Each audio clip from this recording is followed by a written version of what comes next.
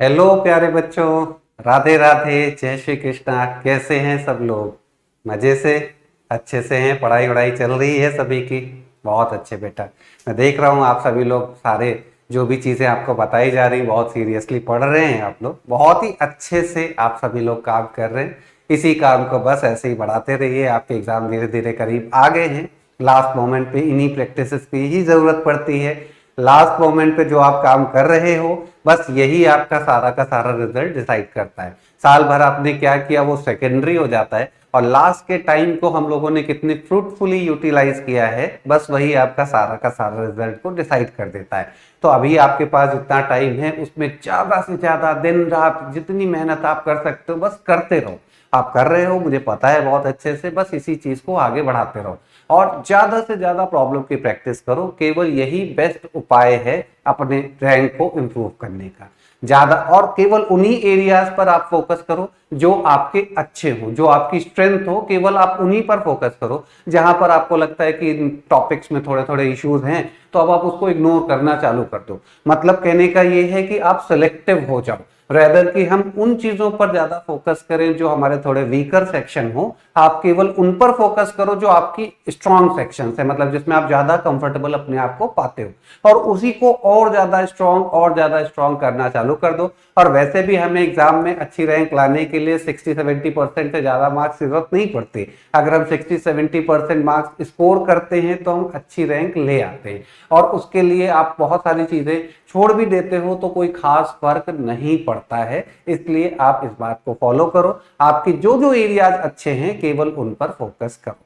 हम लोगों ने 2 लेक्चर कवर अप कर लिए हैं, मोल कॉन्सेप्ट और आपका एटॉमिक स्ट्रक्चर, जिसमें मैंने आपको बहुत सारी बातें बताई थी। अब आज हम लोग बात करने जा रहे हैं अनदर बहुत ज्यादा इंपॉर्टेंट टॉपिक, अपना थर्मोडायनेमिक्स। इसमें काफी सारे बच्चे थोड़ा परेशान होते हैं, तो मैं अपने इस वीडियो के थ्रू मेरी पूरी कोशिश होगी कि आपके बहुत सारे जो भी डाउट्स आते हैं वो मैं दूर कर सकूं। और जो बहुत सारी छोटी छोटी बातें हैं जो आप बहुत ध्यान से सुनना, इस वीडियो से आपको बहुत ज्यादा फायदा होने वाला है। क्योंकि ये अगेन आपको भी पता है कि ये टॉपिक आपका केमिस्ट्री में तो है ही और फिजिक्स में भी है। तो अगर आपने केमिस्ट्री में इसको ढंग से करा है तो इसका पूरा फायदा हमें फिजिक्स में मिलता है। क्योंकि फिजिक्स में जितना कंटेंट थर्मोडायनेमिक्स का है उससे ज्यादा कंटेंट बेटा केमिस्ट्री में है। मतलब जो बातें फिजिक्स में पढ़ाई जाती हैं वो तो केमिस्ट्री में पढ़ाई जाती ही हैं, और इसके अलावा एक्स्ट्रा भी हम पढ़ते हैं। तो अगर हम केमिस्ट्री में अपनी सारी चीजों को अच्छा कर लें तो फिजिक्स में डेफिनेटली हमें इसका बहुत ज्यादा फायदा होता है।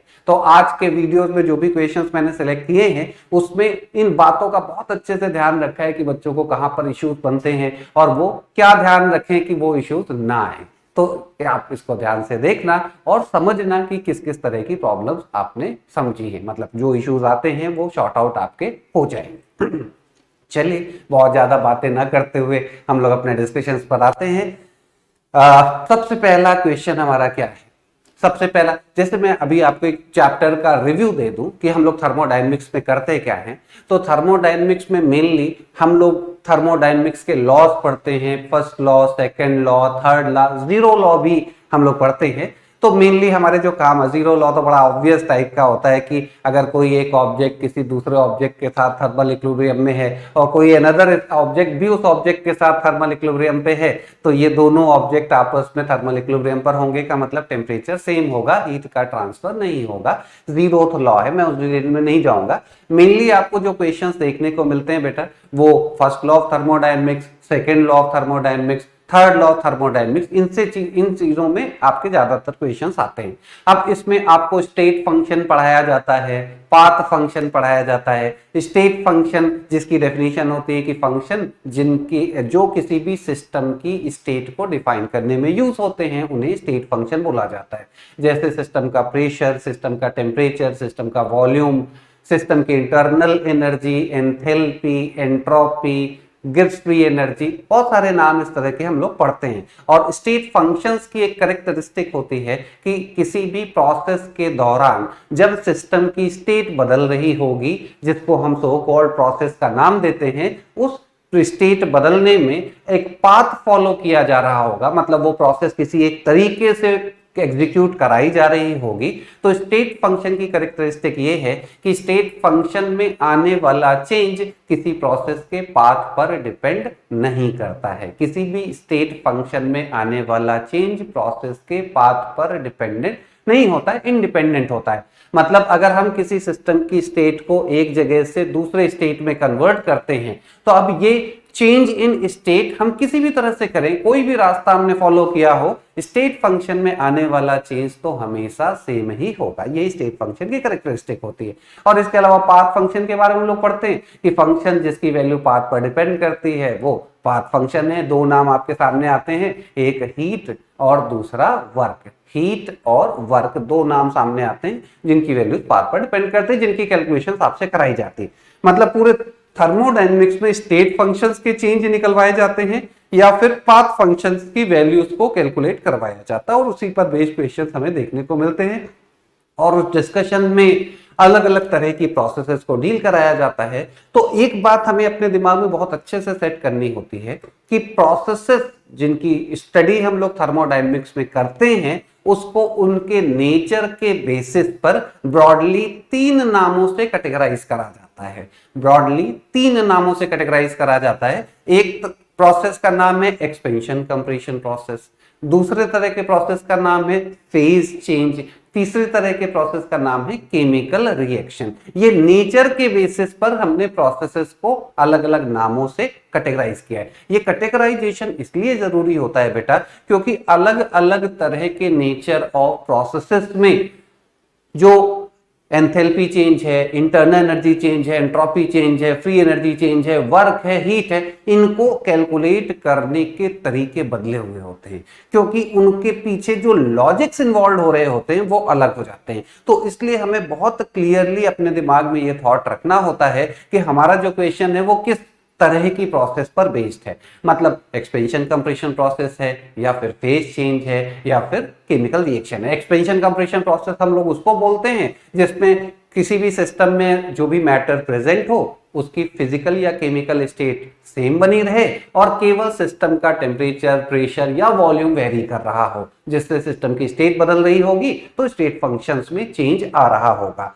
केमिकल रिएक्शन में केमिकल चेंज आएगा। केमिकल चेंज आएगा का मतलब जो भी हमने सब्सटेंस इनिशियली कंटेनर में लिया होगा, सिस्टम में लिया होगा, उसकी केमिकल स्टेट, केमिकल कंपोजिशन बदला हुआ होगा।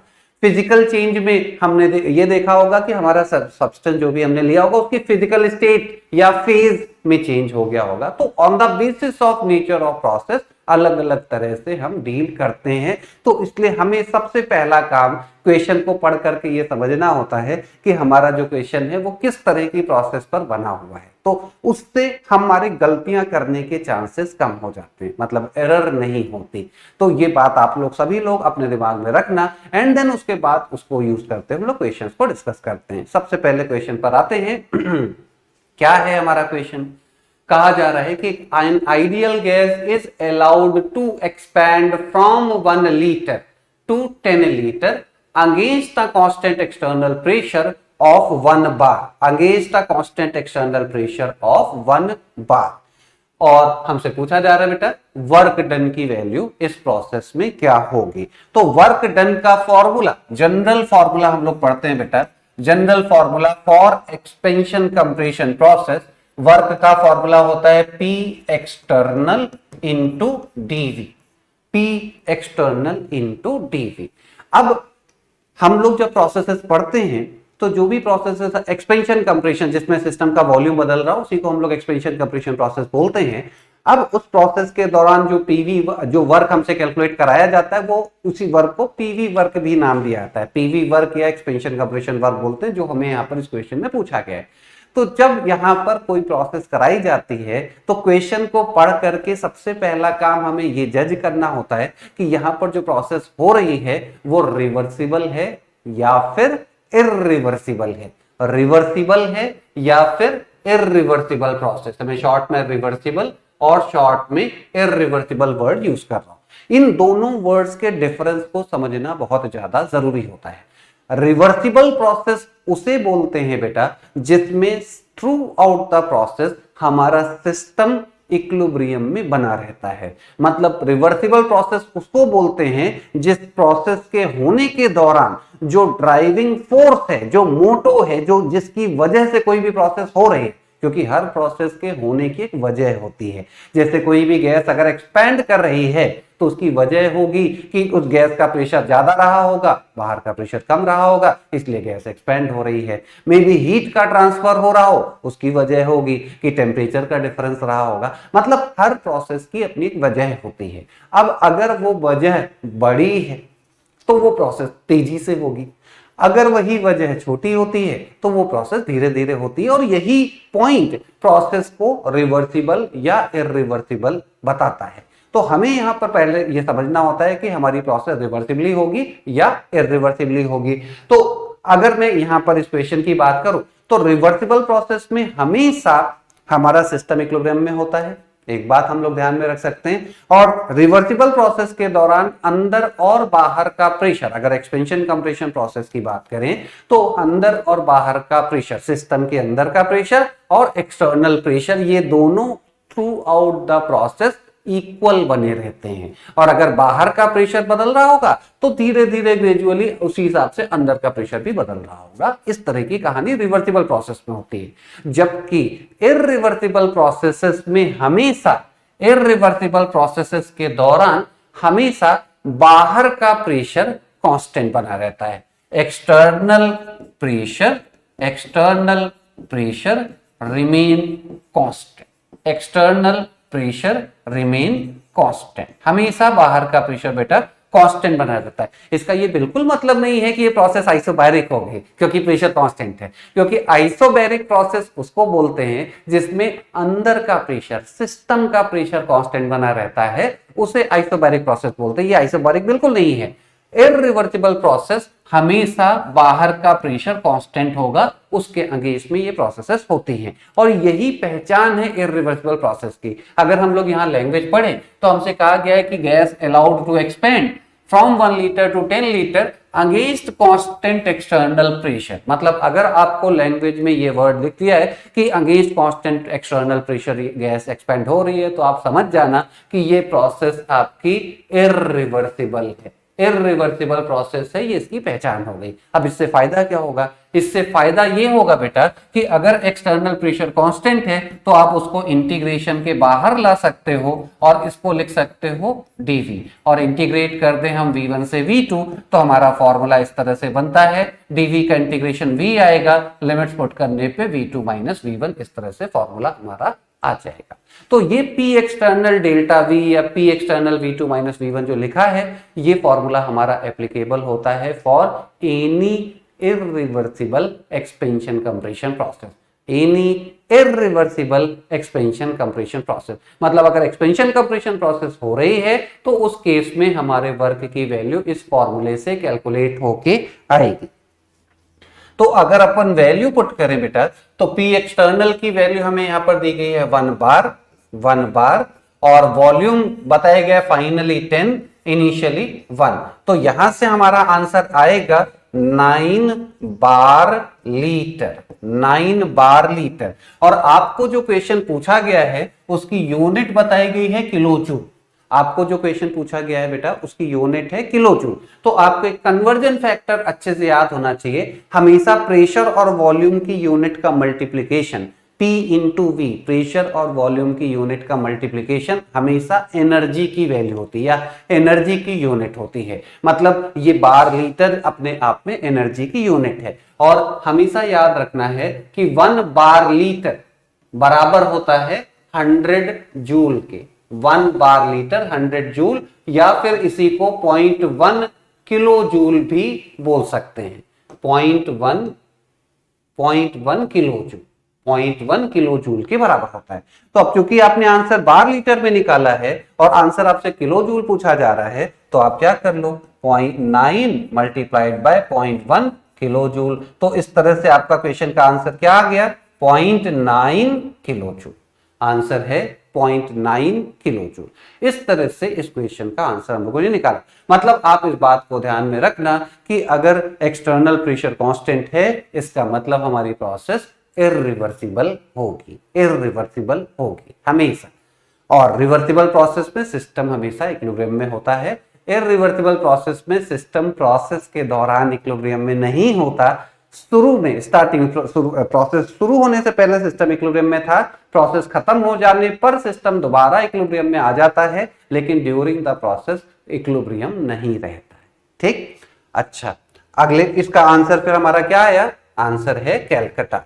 देखो जिसने जैसे सबसे पहला ऑप्शन इन्होंने -9 दिया था, कोई बार लीटर में आंसर निकाल करके खुश हो जाएगा और उसका जैसे ही आंसर -9 आया वो टिक कर देगा पहले ही ऑप्शन देख के कोई है या नहीं, क्योंकि हमारा जनरली इतने हम क्यूरियस होते हैं और उनको लगता है कि जल्दी से हमारा आंसर मिल जाए और पहले ही ऑप्शन इसीलिए ऐसा रखा जाता है जो आपसे गलत हो जाए। तो इसलिए पहले ऑप्शन पे तो सबसे ज्यादा केयरफुल रहना चाहिए। या फिर आप ऐसा भी कर सकते हो कि जब आप आंसर ऑप्शन चेक करने जाओ तो नीचे से स्टार्ट करो, नीचे से स्टार्ट करो, शायद जनरली बच जाओ, क्योंकि जनरली ऐसा होता है कि जो गलत आंसर होता है वही पहला ऑप्शन लिखा जाता है। तो इसलिए ये ट्रिक भी आपके काम आ सकती है, इस बात को ध्यान में रखना।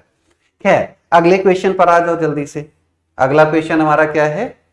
हाँ, अगला क्वेश्चन ये कहा जा रहा है कि 5 mole ideal gas at 100 kelvin allowed to undergo reversible, यहां वर्ड रिवर्सिबल लिख ही दिया है, reversible compression till its temperature becomes equal to 200 kelvin. मतलब एक गैस है जिसको उन्होंने कंप्रेस किया है रिवर्सिबली और टेम्परेचर 100 केल्विन से 200 केल्विन हो गया और CV की वैल्यू हमें बता दी गई है। हमसे पूछा जा रहा है डेल्टा U कितना होगा और डेल्टा PV कितना होगा। डेल्टा PV ये बेसिकली ब्रैकेट है यहां पर बेटा, डेल्टा PV की वैल्यू कितनी होगी हमसे पूछा जा रहा है। तो आइडियल गैस के लिए हमेशा, आइडियल गैस के लिए हमेशा एक्सपेंशन कंप्रेशन प्रोसेस में, क्योंकि ये एक्सपेंशन कंप्रेशन प्रोसेस ही कहलाएगी, यहां पर मैटर की फिजिकल स्टेट या केमिकल स्टेट में किसी भी तरह का चेंज नहीं हो रहा, तो एक्सपेंशन कंप्रेशन प्रोसेस ही है। और इसमें इन्होंने कंप्रेशन करके गैस का टेम्परेचर 100 केल्विन से 200 केल्विन कर दिया है और इस प्रोसेस का डेल्टा U पूछा है। तो आइडियल गैस के लिए डेल्टा U का फॉर्मूला हमेशा NCV डेल्टा T ही यूज होता है। NCV डेल्टा T हमेशा ये फॉर्मूला यूज होता है ideal gas expansion compression process में। ये फॉर्मूला किसी केमिकल रिएक्शन या फिर फेज चेंज के लिए एप्लीकेबल नहीं होता, ये केवल एक्सपेंशन कंप्रेशन प्रोसेस के लिए ही यूज होता है। Expansion compression process, expansion compression process, expansion compression process word सुनते ही हमारे दिमाग में पिक्चर बननी चाहिए कि यहां मैटर की physical state, chemical state change नहीं हो रही, केवल टेम्परेचर, प्रेशर, वॉल्यूम बदल रहा होगा और उस केस में हमसे स्टेट फंक्शन का चेंज पूछा जा रहा है जिसका फॉर्मूला हम लोग ये जानते हैं। तो अब आपको क्या करना है? कुछ भी नहीं, वैल्यूज पुट करनी है और क्या। हमें मोल्स बताएंगे बेटा कितना 5, CV की वैल्यू बताएगी 28, डेल्टा T की वैल्यू 200 माइनस 100, 200 माइनस 100 तो ये 100 ही आएगा, तो 5 इंटू 28 इंटू 100 और ये जूल में आपको आंसर मिलेगा। और आपको जो आंसर देना है वो जूल या किलो जूल दोनों यूनिट्स में लिखा हुआ है, तो जूल में तो इतना आंसर कोई भी नहीं दिया है। आप अगर इसको मल्टीप्लाई करोगे तो ये आएगा 40 और 8 5 40 और 5 दूनी 10 और 4 14, तो ये आपका जो आंसर आ रहा है वो है 140 इंटू 100 जूल। तो कुछ ज्यादा ही बड़ा है और इतना कोई आंसर दिया नहीं हुआ है, तो आप इसको अगर किलो जूल में लिखते हो तो किलो जूल में कन्वर्ट करने के लिए 1000 से डिवाइड करेंगे तो 3 जीरो हट जाएंगे और यही आंसर आपका आएगा 14 किलो जूल। तो इसका मतलब 14 किलो जूल आपका आंसर आ रहा है और वो सी में दिया हुआ है और डी में भी दिया है, यहां भी है और यहां भी है, तो इसका मतलब आपका आंसर सी या डी में से कोई एक सही है। तो अब आपको क्या करना है? आपको डेल्टा PV भी निकालना पड़ेगा। अब डेल्टा PV की वैल्यू कितनी आ रही है वो कैसे निकलेगी, वो भी अपने आप में अच्छा पार्ट यहां पर पूछा है, मैं यहां पर आपको बताता हूं। डेल्टा PV की वैल्यू पूछी गई है। अब यहां पर चूंकि आइडियल गैस है और P और V के बारे में हमारे पास कोई इंफॉर्मेशन नहीं है, हमारे पास इनिशियल टेम्परेचर है और फाइनल टेम्परेचर है, तो अब डेल्टा PV कैसे निकलेगा? तो आप PV की जगह आइडियल गैस में पुट कर सकते हो nRT। PV is equals to nRT होता है। और क्योंकि एक्सपेंशन कंप्रेशन प्रोसेस है, इसका मतलब मैटर की फिजिकल या केमिकल स्टेट में कोई चेंज नहीं आएगा। इसका मतलब है कि जो भी गैस के मोल्स लिए गए इक्वेशन में वो हमेशा कांस्टेंट बने रहेंगे। इसका मतलब आप इसी को लिख सकते हो, कांस्टेंट वैल्यूज को बाहर ले लो, nR delta T, nR delta T। तो n की वैल्यू कितनी है 5, R की वैल्यू कितनी है आपको क्वेश्चन में दी हुई है 8, और डेल्टा T की वैल्यू कितनी है 200 माइनस 100। तो यहां से आपका जो आंसर आ रहा है वो 40 और 00 जूल में आंसर आ रहा है। और अगर किलो जूल में लिखा गया तो ये 4 किलो जूल आ जाएगा, 4 किलो जूल आ जाएगा। तो अगर आप ऑप्शन चेक करो तो 4 किलो जूल यहां लिखा हुआ है, इसका मतलब आपका करेक्ट आंसर है कैलकाटा। करेक्ट आंसर कैलकाटा है। मैं फिर से रिपीट कर दूं, एक्सपेंशन कंप्रेशन प्रोसेस का क्वेश्चन अगर है तो वहां पर आइडियल गैस के लिए पीवी की वैल्यू एनआरटी के बराबर होती है, आइडियल गैस इक्वेशन। तो हमने डेल्टा पीवी की जगह पर डेल्टा एनआरटी लिख दिया, और क्योंकि एक्सपेंशन कंप्रेशन प्रोसेस में मोल कांस्टेंट रहते हैं, आर भी कांस्टेंट है, तो डेल्टा एनआरटी को एनआर डेल्टा टी लिख करके इसको सॉल्व करके हम लोग आंसर निकाल सकते हैं। ठीक, चलो अगला क्वेश्चन। अगला क्वेश्चन क्या कह रहा है हमारा, वो भी एक्सपेंशन कंप्रेशन प्रोसेस से ही रिलेटेड है।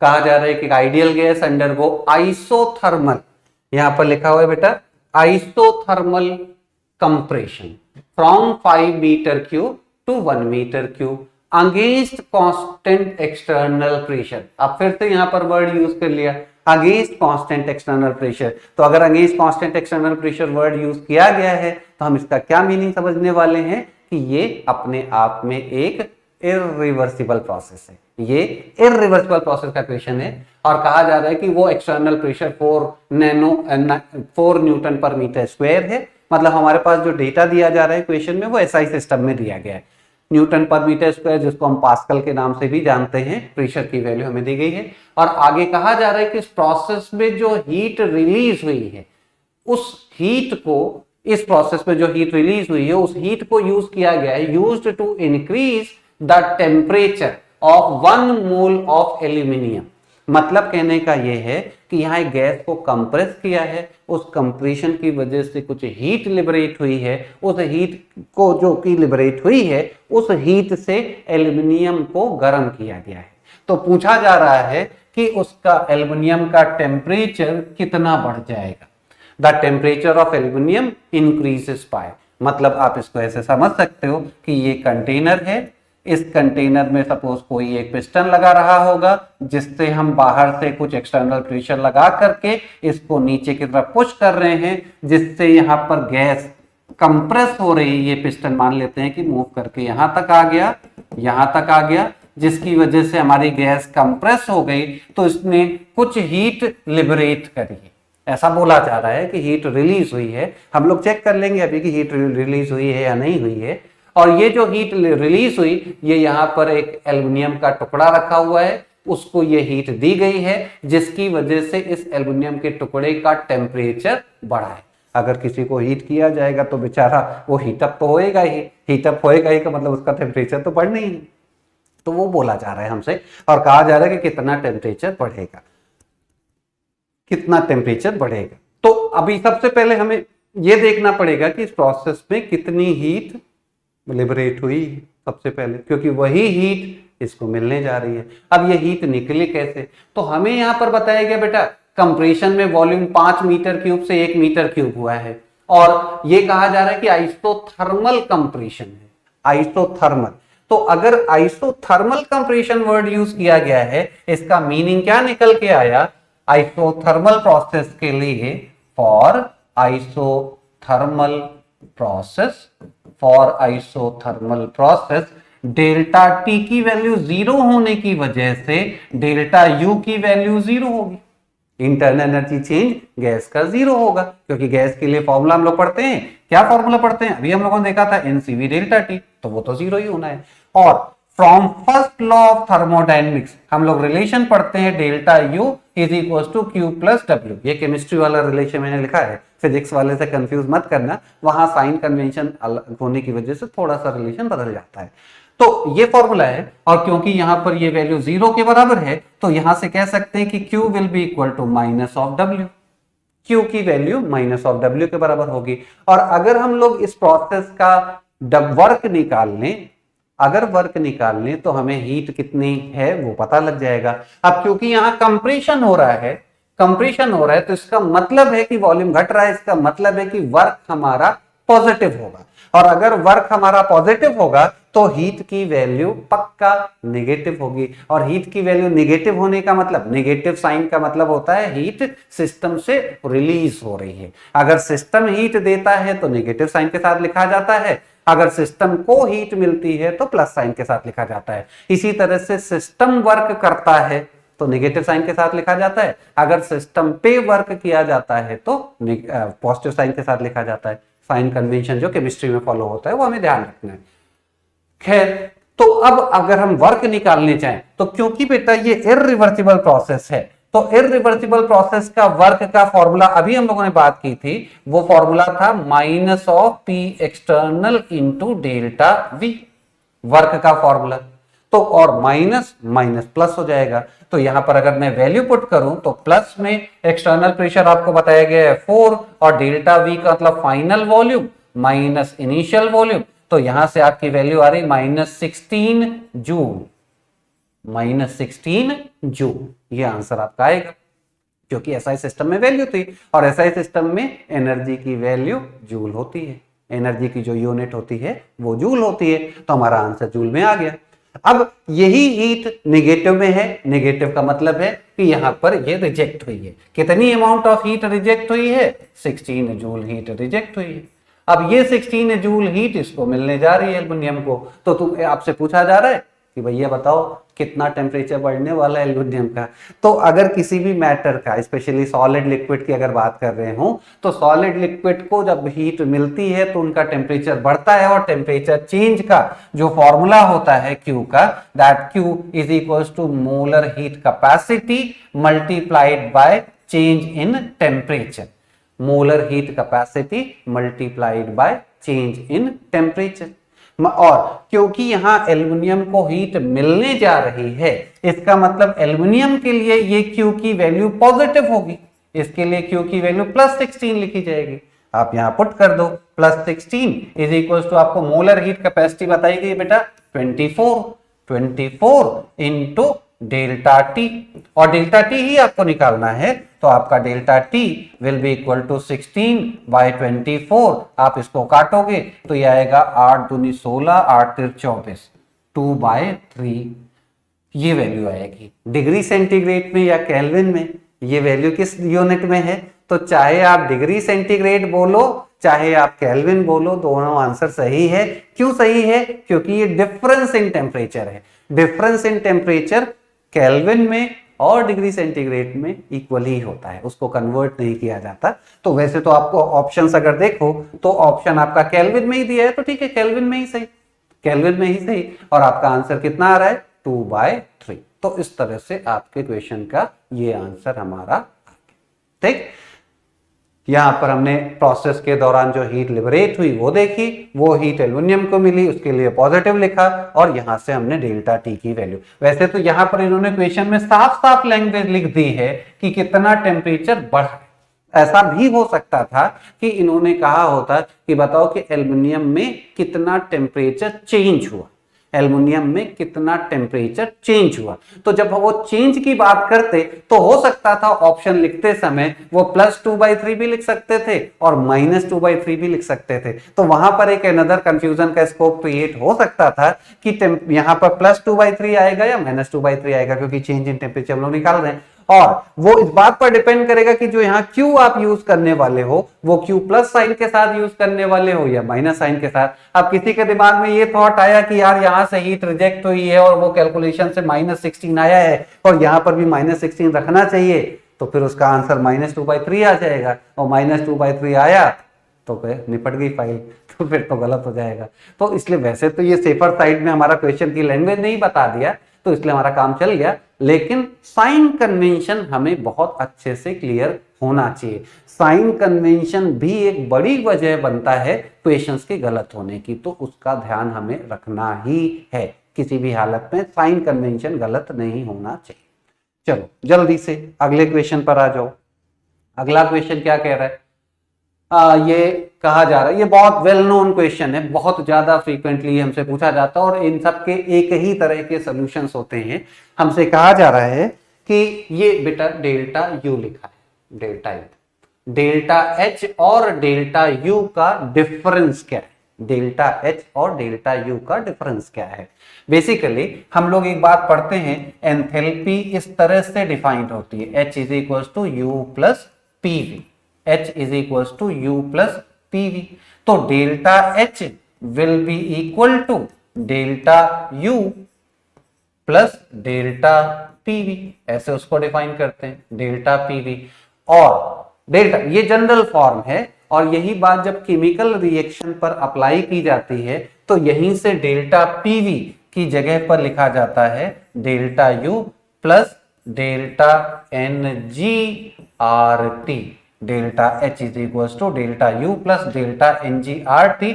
ये तब अप्लाई होता है जब कोई केमिकल रिएक्शन एक कांस्टेंट टेम्परेचर पर हो रही हो। और वैसे भी हमें हमेशा ध्यान रखना चाहिए कि जब भी हम लोग केमिकल रिएक्शंस की थर्मोडायनेमिक्स की स्टडी करते हैं या फिर फेज चेंज की थर्मोडायनेमिक्स की स्टडी करते हैं तो हमेशा एक फिक्स टेम्परेचर पर ही की जाती है। मतलब बाय डिफॉल्ट फिक्स्ड टेम्परेचर पर हम केमिकल रिएक्शन या फेज चेंज का enthalpy change, internal energy change, ये सारी चीजें डिस्कस करते हैं और तब के लिए हमारा ये फॉर्मूला एप्लीकेबल होता है। हाँ, बशर्ते कि हमारी केमिकल रिएक्शन में अगर गैसेस इन्वॉल्व हैं तो वो गैसेस आइडियल गैस होनी चाहिए, तभी ये फॉर्मूला एप्लीकेबल होता है। तो अब इस क्वेश्चन को सॉल्व करने के लिए हमें सबसे पहला काम तो केमिकल रिएक्शन लिखनी पड़ेगी। हमसे delta H minus delta U पूछा है, delta H minus delta U की वैल्यू बेटा बराबर होगी डेल्टा एनजीआरटी के, डेल्टा एनजीआरटी के बराबर ही होगी, डेल्टा एनजीआरटी के बराबर हमारा आंसर आने वाला है। तो अब इसको सॉल्व करने के लिए हमें डेल्टा एनजी की जरूरत है, आर तो कांस्टेंट है ही, अच्छा हमारा आंसर आरटी के टर्म में ही है तो हमें डेल्टा एनजी की ही जरूरत है। और डेल्टा एनजी का मतलब होता है क्या? Sum of stoichiometric coefficient of gaseous product minus sum of stoichiometric coefficient of gaseous reactant in a chemical reaction. किसी केमिकल रिएक्शन में स्टोइकियोमेट्रिक कोएफिशिएंट का डिफरेंस है तो उसके लिए हमें केमिकल रिएक्शन लिखनी पड़ेगी। और रिएक्शन क्या यहां पर बोली जा रही है कि हेप्टेन का कंबशन हो रहा, और ये हेप्टेन लिक्विड स्टेट में, हेप्टेन जिसका फॉर्मूला हम लोगों को पता होता है क्या? C7H16 लिक्विड है ये, जिसका ऑक्सीजन के साथ में कंबशन किया जा रहा है तो ये बनाएगा 7CO2 गैस प्लस साथ में बनेगा 8H2O लिक्विड, क्योंकि 16 हाइड्रोजन है तो 8H2O लिक्विड ये बनने वाला है। और अगर इसको बैलेंस करें तो ऑक्सीजन की काउंटिंग करेंगे बेटा तो यहां से 8 O का मतलब 4 O2 और 7 O2, 7 और 4, 7 O2 और 4 O2, टोटल कितना हुआ? 11 O2, 7 और 4 11, तो यहाँ कोएफिशिएंट आएगा बेटा 11। तो इस क्वेश्चन का डेल्टा एनजी निकाला जाए तो डेल्टा एनजी का मतलब sum of stoichiometric coefficient of gaseous product, तो गैसियस प्रोडक्ट हमें दिख रहा है 7 ये, और माइनस गैसियस रिएक्टेंट, तो गैसियस रिएक्टेंट दिख रहा है 11, तो इसका डिफरेंस आएगा बेटा माइनस ऑफ 4, माइनस ऑफ 4, ये डिफरेंस माइनस ऑफ 4 आ रहा है। और अगर डेल्टा एनजी माइनस 4 है तो अब आपका यहां से आंसर कितना आया? Minus of 4 into R into T, minus of 4 into R into T. इसका मतलब आपका जो करेक्ट आंसर हुआ, आपका करेक्ट आंसर हुआ वो आगरा है। अच्छे से याद रखो, ये बहुत ज्यादा फ्रीक्वेंटली पूछे जाने वाला क्वेश्चन है केमिकल रिएक्शन का, बार बार ये क्वेश्चन पूछा जाता है। सेट पैटर्न है, लेकिन इसको यूज करते समय गैस जो इन्वॉल्व हो गई होगी उस रिएक्शन में उसको आइडियल गैस होना चाहिए, तभी ये फॉर्मूला एप्लीकेबल होता है, अदरवाइज नहीं होता। ये जो ऊपर मैंने फॉर्मूला लिखा है ये हमेशा होता है, ये जनरल फॉर्म है, यहां से आया है ये जनरल फॉर्म है, लेकिन इससे जब ये बना तो यहाँ कंडीशन है कि वो गैस आइडियल गैस होगी तो ही इसको यूज कर सकते हैं, क्योंकि आइडियल गैस के लिए ही पीवी की वैल्यू एनआरटी के बराबर होती है। तो ये बात हमें ध्यान में रखनी है, ये चीज हम ध्यान रखेंगे। चलिए फिर अगले क्वेश्चन पर चलते हैं, ये बातें आप लोग ध्यान में रखेंगे। अगला क्वेश्चन क्या है अपना, वो भी देखते हैं। अगले क्वेश्चन में कहा गया है, हाँ यहाँ पर फॉर सिल्वर सीपी की वैल्यू दी गई है बेटा, सीपी की वैल्यू, लेकिन इसकी खास बात यह है कि ये टेम्परेचर डिपेंडेंट दी गई। यहाँ पर टेम्परेचर का टर्म लिखा हुआ है और कहा जा रहा है if the temperature of 3 mole of silver raised from 300 kelvin to 1000 kelvin at 1 atmospheric pressure the delta H will be. मतलब यहाँ पर pressure constant, at 1 atmosphere word use करने का मतलब है कि प्रेशर कांस्टेंट है, और अगर प्रेशर कांस्टेंट होगा तो उस केस में एट कांस्टेंट प्रेशर, आप एक बात ध्यान रख सकते हो कि एट कांस्टेंट प्रेशर Q की वैल्यू डेल्टा H के बराबर होती है। इस Q को QP भी नाम दे सकते हैं और वो एंथैल्पी चेंज के बराबर होती है। और इसका फॉर्मूला, इसका Q का फॉर्मूला होता है NCM डेल्टा T, और कांस्टेंट प्रेशर पर CM को बोला जाता है CP, CM को बोला जाता है CP। तो हमारा फॉर्मूला बनेगा NCP डेल्टा T। लेकिन ये फॉर्मूला तब एप्लीकेबल होता है बेटा जब हमारा जो CP का वैल्यू दिया गया हो वो टेम्परेचर इंडिपेंडेंट हो, वो टेम्परेचर इंडिपेंडेंट हो। इसे टेम्परेचर इंडिपेंडेंट होना चाहिए। इंडिपेंडेंट मतलब इसको टेम्परेचर का फंक्शन नहीं होना चाहिए, इंडिपेंडेंट होना चाहिए। लेकिन यहां पर टेम्परेचर का फंक्शन दिया है, उस केस में फिर आप डायरेक्ट सॉल्व करने की बजाय इंटीग्रेशन करोगे, integration of NCP dt from T1 temperature to T2 temperature. इस क्वेश्चन की बस यही खास बात थी कि टेम्परेचर डिपेंडेंसी देके आपको डराने की कोशिश की है, और आप भी कह के बैठे हो आपको डरेगा नहीं तो आप तो डरोगे नहीं, तो चल फिर सॉल्व कर लेते हैं हम लोग। यहाँ पर CP की N की वैल्यू हम लोगों को दी है बेटा 3 मोल, CP की वैल्यू दी गई है 23 plus 0.01 into T into dt, और टेम्परेचर कहां से कहां तक चेंज हुआ है तो 300 केल्विन से 1000 केल्विन तक, 300 से 1000 केल्विन तक। आप इस 3 को चाहो तो अंदर मल्टीप्लाई कर सकते हो, तो आपको ये फॉर्मूला बन जाएगा 23 इंटू 3 कितना आने वाला है 969 प्लस 0.03 T dt, T1 से T2, T1 T2 मतलब हमारा 300 और 1000 केल्विन में इधर लिख दे रहा हूं। तो यहां से डेल्टा H की वैल्यू कितनी आने वाली है तो 69 का इंटीग्रेशन होगा 69T, 69 का इंटीग्रेशन हुआ 69T, और लिमिट्स पुट की जाएंगी 300 केल्विन से 1000 केल्विन तक, प्लस 0.03 T का इंटीग्रेशन होगा, T का इंटीग्रेशन होगा T स्क्वेयर बाई 2, T का इंटीग्रेशन T स्क्वेयर बाई 2। तो ये क्या आएगा 0.03 T square by 2, limits put की जाएंगी 300 केल्विन से 1000 केल्विन तक। अब अगर मैं वैल्यू पुट करूं तो ये आने वाला है 69,000 माइनस 300 प्लस ये वैल्यू आने वाली बेटा 0.03 बाई 2 और 1000 का स्क्वायर माइनस 300 का स्क्वायर, ये वैल्यू सॉल्व करनी होगी हमें। और ये थोड़ा लेंदी कैलकुलेशन है, मैं आपको बता दूं ये रफली सॉल्व होके 62 आता है जूल में, 62 जूल के आसपास वैल्यू सॉल्व हो आती है। आप कैलकुलेशन करके देख लेना, मैं कैलकुलेशन में टाइम थोड़ा बचाना चाहता हूं। तो आपका जो करेक्ट आंसर था वो था आगरा। क्या है आपका करेक्ट आंसर? आगरा। ठीक, तो इस तरह से इस पूरे क्वेश्चन को हम लोगों ने सॉल्व किया। मतलब खास बात यह है कि अगर फंक्शन टेम्परेचर का दिया होगा तो डायरेक्ट फॉर्मूला यूज करने के बजाय हमें इंटीग्रेशन करके सॉल्व करना होगा, ये बात हमें ध्यान में रखनी है। अच्छा, अगले क्वेश्चन पर आते हैं। अगला क्वेश्चन भी उसी पर बेस्ड है। इसमें इन्होंने कहा, ये भी बहुत ज्यादा एक पूछा जाने वाला आइडिया है जो इस क्वेश्चन में यूज हुआ है। इसमें ये कह रहे हैं कि a monoatomic ideal gas undergo a process in which ratio of pressure to volume at any instant is constant and equal to 1। मतलब ये कह रहे हैं कि किसी प्रोसेस के दौरान P और V का रेशियो 1 के बराबर, P और V का रेशियो 1 के बराबर है। इसका मतलब बेटा अगर ऐसा लिखा है, इसका मतलब पक्का ये रिवर्सिबल प्रोसेस रही होगी, ये अपने आप में एक रिवर्सिबल प्रोसेस रही होगी। ये मैं क्यों बोल रहा हूं, क्योंकि रिवर्सिबल प्रोसेस के दौरान ही प्रेशर वॉल्यूम का रिलेशन डिफाइन हो सकता है।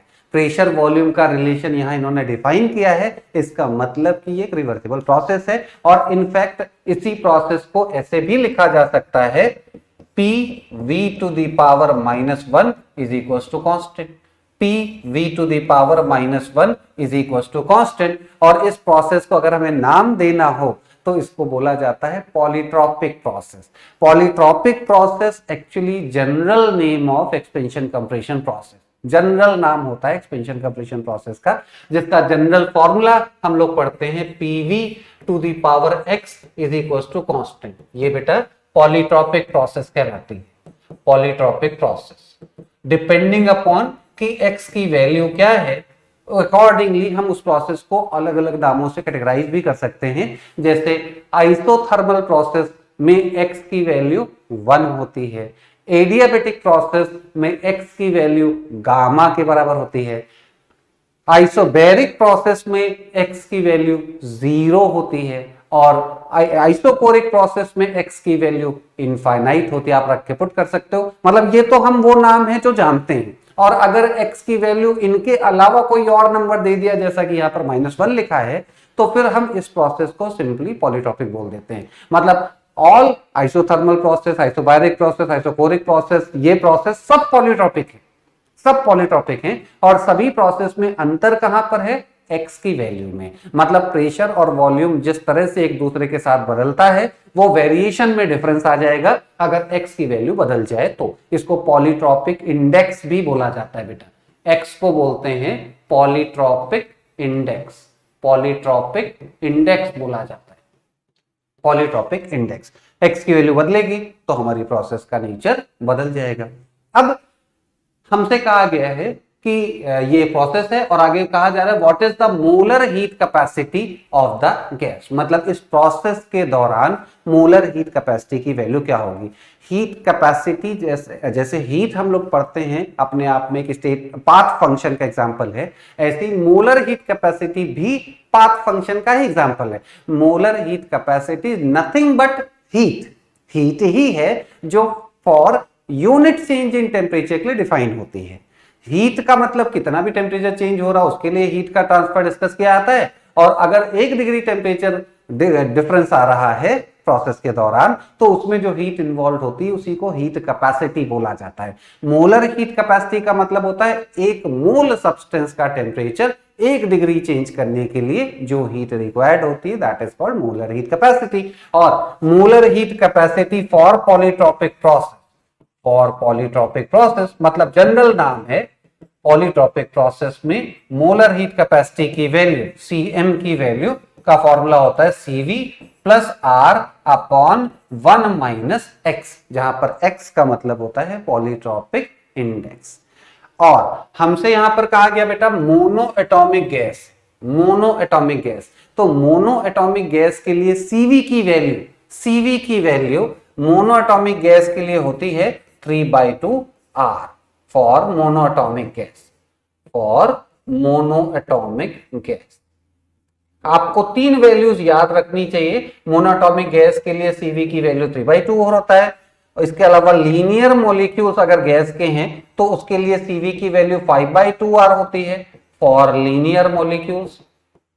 लीनियर मॉलिक्यूल जैसे CO2 है, जैसे HCl है, अगर मॉलिक्यूल लीनियर है तो उसके लिए Cv की वैल्यू होती है 5/2 R, और नॉन लीनियर गैसियस मॉलिक्यूल के लिए Cv की वैल्यू होती है 3R। Non linear gaseous molecule के लिए Cv की वैल्यू होती है 3R for non linear molecule. ये 3 वैल्यूज हमें याद रखनी चाहिए। हालांकि इसको कैलकुलेट करने का अपना एक तरीका भी है, एक फॉर्मूला भी है, लेकिन वो तरीका आपको नहीं भी पता है तो भी चलेगा, उसकी जरूरत नहीं है। आपको केवल इन 3 वैल्यूज की जरूरत है। अगर गैस मोनोएटॉमिक है, मतलब पॉइंट है तो उसके लिए CV 3/2R है। अगर लीनियर या तो पॉइंट होगा या तो लाइन होगा या तो नॉन लीनियर होगा, तीन ही ऑप्शंस होते हैं। तो तीनों ऑप्शंस के कोरिस्पॉन्डिंग CV की ये वैल्यूज हैं जो हम याद रखेंगे। और CV अगर पता हो तो हम गैसेस का CP भी बता सकते हैं, क्योंकि एक रिलेशन हम पढ़ते हैं CP = CV + R, तो CP आ जाएगा। गामा की वैल्यू CP/CV, वहां से गामा भी निकाल सकते हैं, उतनी डिटेल में नहीं जाना है। हमें इस क्वेश्चन को सॉल्व करने के लिए गैस का CV चाहिए, X चाहिए, तो वो हमें पता लग चुका है, आप वैल्यू पुट कर दो। CV की value 3/2R plus R upon 1 minus 1, minus minus plus हो जाएगा, तो ये आ रहा है बेटा 3/2R प्लस R/2 का मतलब 4/2R का मतलब 2R, और आपको आंसर जो दिया है वो 4/2R ही लिख रखा है, तो आपका जो करेक्ट आंसर था वो आगरा था। ये डिस्कशन अच्छे से ध्यान में रखना। अच्छा, ये पर्टिकुलर डिस्कशन वैलिड नहीं होगा नहीं, वैलिड है अगर x की वैल्यू अगर x की वैल्यू 1 हो जाए, तो यहीं से ये वैल्यू 1 - 1 0 हो जाएगा, तो डिनोमिनेटर में 0 आ रहा है, इसका मतलब है कि वैल्यू CM की इनफाइनाइट आने वाली है। अगर यहां 0 आ गया तो CM की वैल्यू इनफाइनाइट आ जाएगी, और आइसोथर्मल प्रोसेस में मोलर हीट कैपेसिटी की वैल्यू इनफाइनाइट होती है। मतलब आप इस फॉर्मूले से isothermal process, isobaric process, isochoric process, adiabatic process, कोई भी जनरल प्रोसेस का अगर मोलर हीट कैपेसिटी बताना है तो आप इस फॉर्मूले को यूज करके आंसर निकाल सकते हो। ठीक, तो ये एक इंपॉर्टेंट पॉइंट है जिसको हम लोग यूज कर सकते हैं। और पॉलीट्रॉपिक प्रोसेस के लिए PV⁴ x कांस्टेंट, ये एक्सप्रेशन होता है P और V के टर्म में। अगर V और T और P और T के टर्म में यही रिलेशंस लिखे जाएं तो वो भी मैं आपको बता देता हूं। P के टर्म और T के टर्म में रिलेशन आता है P⁴ x T⁴x कांस्टेंट, और V और T के टर्म में एक्सप्रेशन बनता है V⁴x - 1 T कांस्टेंट। और डिपेंडिंग अपॉन कि आपको प्रोसेस डिस्क्राइब करने के लिए क्या रिलेशन बताया गया है, अकॉर्डिंगली आप कंपेयर करके अपना आंसर निकाल सकते हो। जैसे अगर मैंने बोला होता कि प्रोसेस के दौरान वॉल्यूम और टेम्परेचर का मल्टीप्लिकेशन कांस्टेंट, सपोज ऐसा बोला होता कि वॉल्यूम और टेम्परेचर का मल्टीप्लिकेशन कांस्टेंट है, या ये कहा जाता कि volume is inversely proportional to temperature, तो इस केस में अगर आपको पॉलीट्रॉपिक इंडेक्स की वैल्यू पता करनी हो तो आप इस इक्वेशन को यूज करो। आपको दिख रहा है कि टेम्परेचर की जो पावर लगी है वो 1 है, यहां पर भी 1 है, इसका मतलब वॉल्यूम की पावर यहां 1 है और यहां x - 1 है, इसका मतलब x - 1 की वैल्यू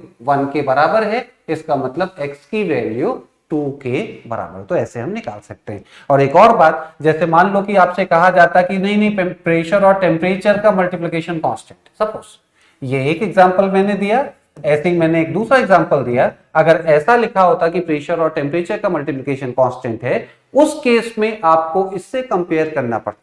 अब कंपेयर करते समय एक बात ध्यान रखना बेटा, इसकी वजह से गलतियां हो जाती हैं। आप डायरेक्ट अगर कंपेयर करने जाओगे तो आपको दिखेगा कि टेम्परेचर की पावर 1 है, तो इसका मतलब x की वैल्यू 1 है, आप ऐसा सोचोगे।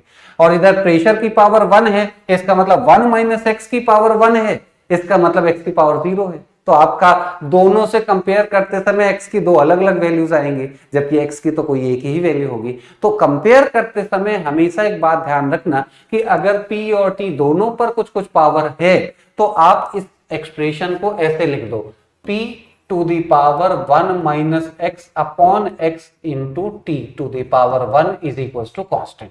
ऐसे मतलब इन दोनों में से किसी एक टर्म की पावर को 1 बना दो, और 1 बनाने के बाद उसकी पावर को 1 बना दो। जैसे यहां पर चाहे हम प्रेशर की पावर को 1 बना सकते थे या टेम्परेचर की पावर को 1 बना सकते थे, एंड देन फिर कंपेयर करो, तब आंसर आएगा। मतलब जैसे मैंने इसको लिखा है, मतलब पूरी इक्वेशन का x रूट ले लिया है, x रूट ले लिया है, या आप इसी को ऐसे भी लिख सकते हो p into t⁴x upon 1 - x = constant, ऐसे भी लिख सकते हो। मतलब पूरी इक्वेशन का 1 - x रूट ले लिया है, पूरी इक्वेशन का 1 - x रूट ले लिया है। अब आप इसको चाहे तो इससे कंपेयर करो, चाहे इसको इससे कंपेयर करो, फिर आपका पॉलीट्रॉपिक इंडेक्स आ जाएगा। मैं आपको दोनों दिखा देता हूं क्योंकि यहां पर गलतियां होती हैं। अगर मैं इससे कंपेयर करता हूं तो मुझे दिख रहा है कि 1 - x अपॉन x की वैल्यू 1 है, इसका मतलब मुझे दिख रहा है कि 1 माइनस एक्स की वैल्यू x के बराबर है, मतलब x की वैल्यू 2x की वैल्यू 1 है, इसका मतलब x की वैल्यू हाफ आ रही है x की वैल्यू। और इसी तरह से अगर मैं इसको यूज करूं तो अभी दिखाई पड़ेगा कि x अपॉन 1 माइनस एक्स की वैल्यू कंपेयर करने पर t की पावर वहां पर 1 दिख रही है, तो again x is equal to 1 minus x या 2x इज इक्वल टू 1 या x is equal to half. मतलब आप देख सकते हो कि दोनों केस में हमारा आंसर सेम ही आएगा। मतलब एडवाइस ये है कि जब भी आप पॉलीटॉपिक इंडेक्स पता करने जाओ, आपको रिलेशन दिया होगा तो कंपेयर करते समय ये इक्वेशंस तो याद रखना ही है, और कंपेयर करते समय एक की पावर को 1 बना लो, उसके रिस्पेक्ट में दूसरे की पावर को कंपेयर कर दो। अगर दोनों p और t पर पावर्स लगी हैं और फिर आप कंपेयर करने जा रहे हो तो मोस्ट प्रोबेबली आपका आंसर गलत हो जाएगा, मोस्ट प्रोबेबली गलत हो जाएगा। तो इस बात का ख्याल हमें रखना है। ठीक, ये एक इंपॉर्टेंट पॉइंट था जिसके लिए मैंने क्वेश्चन लिया था। अगले क्वेश्चन पर आ जाओ। अगला क्वेश्चन हमारा क्या है? अगले क्वेश्चन, ये भी बहुत अच्छा क्वेश्चन है, अभी पिछले साल का ही है। इसमें इन्होंने क्या किया है, an ideal gas undergo reversible isothermal expansion from state 1 to 2 by reversible adiabatic expansion from state 2 to 3। अच्छा, पहला स्टेप है आइसोथर्मल एक्सपेंशन, दूसरा स्टेप है एडियाबेटिक एक्सपेंशन। आइसोथर्मल एक्सपेंशन का मतलब प्रोसेस में टेम्परेचर कांस्टेंट है, और एडियाबेटिक एक्सपेंशन में प्रोसेस में हीट का ट्रांसफर नहीं हो रहा, उसको एडियाबेटिक प्रोसेस बोलते हैं। अब यहां पर हमसे ग्राफ ड्रॉ कराया है, तो पहला ग्राफ पीवी ग्राफ है, तो पीवी ग्राफ आइसोथर्मल प्रोसेस के लिए इक्वेशन होती है बेटा PV is equal to constant, और एडियाबेटिक के लिए इक्वेशन होती है PV to the power gamma is equal to constant. Adiabatic process के लिए ये इक्वेशन हम एडियाबेटिक प्रोसेस के लिए पढ़ते हैं, और ये इक्वेशन हम आइसोथर्मल प्रोसेस के लिए पढ़ते हैं, आइसोथर्मल प्रोसेस के लिए। और दोनों ही इक्वेशंस का जो ग्राफ आता है, पीवी ग्राफ आता है, वो हाइपरबोला टाइप का ही आता है, रेक्टेंगुलर हाइपरबोला टाइप का ही आता है, और वही ग्राफ हमें यहां पर दिया है। और कंपेयर किया जाए तो एक साथ जब ड्रॉ किया जाए तो एडियाबेटिक प्रोसेस का जो हाइपरबोला आता है वो ज्यादा स्टीप होता है in comparison to isothermal. Adiabatic process का जो ग्राफ होगा वो ज्यादा स्टीप होगा। मतलब इसको आप ऐसे भी याद रख सकते हो कि V की पावर जितनी ज्यादा होती है, पीवी कर्व उतना ज्यादा स्टीप होगा, उतना ज्यादा खड़ा होगा। मतलब इसको आप ऐसे याद रख सकते हो कि अगर आपको यहां बैठा दिया जाए तो आप खसक करके नीचे आओगे, ऐसे यहां पर बैठा दिया जाए तो आप खसक करके नीचे आओगे। किस केस में ज्यादा तेजी से नीचे आओगे?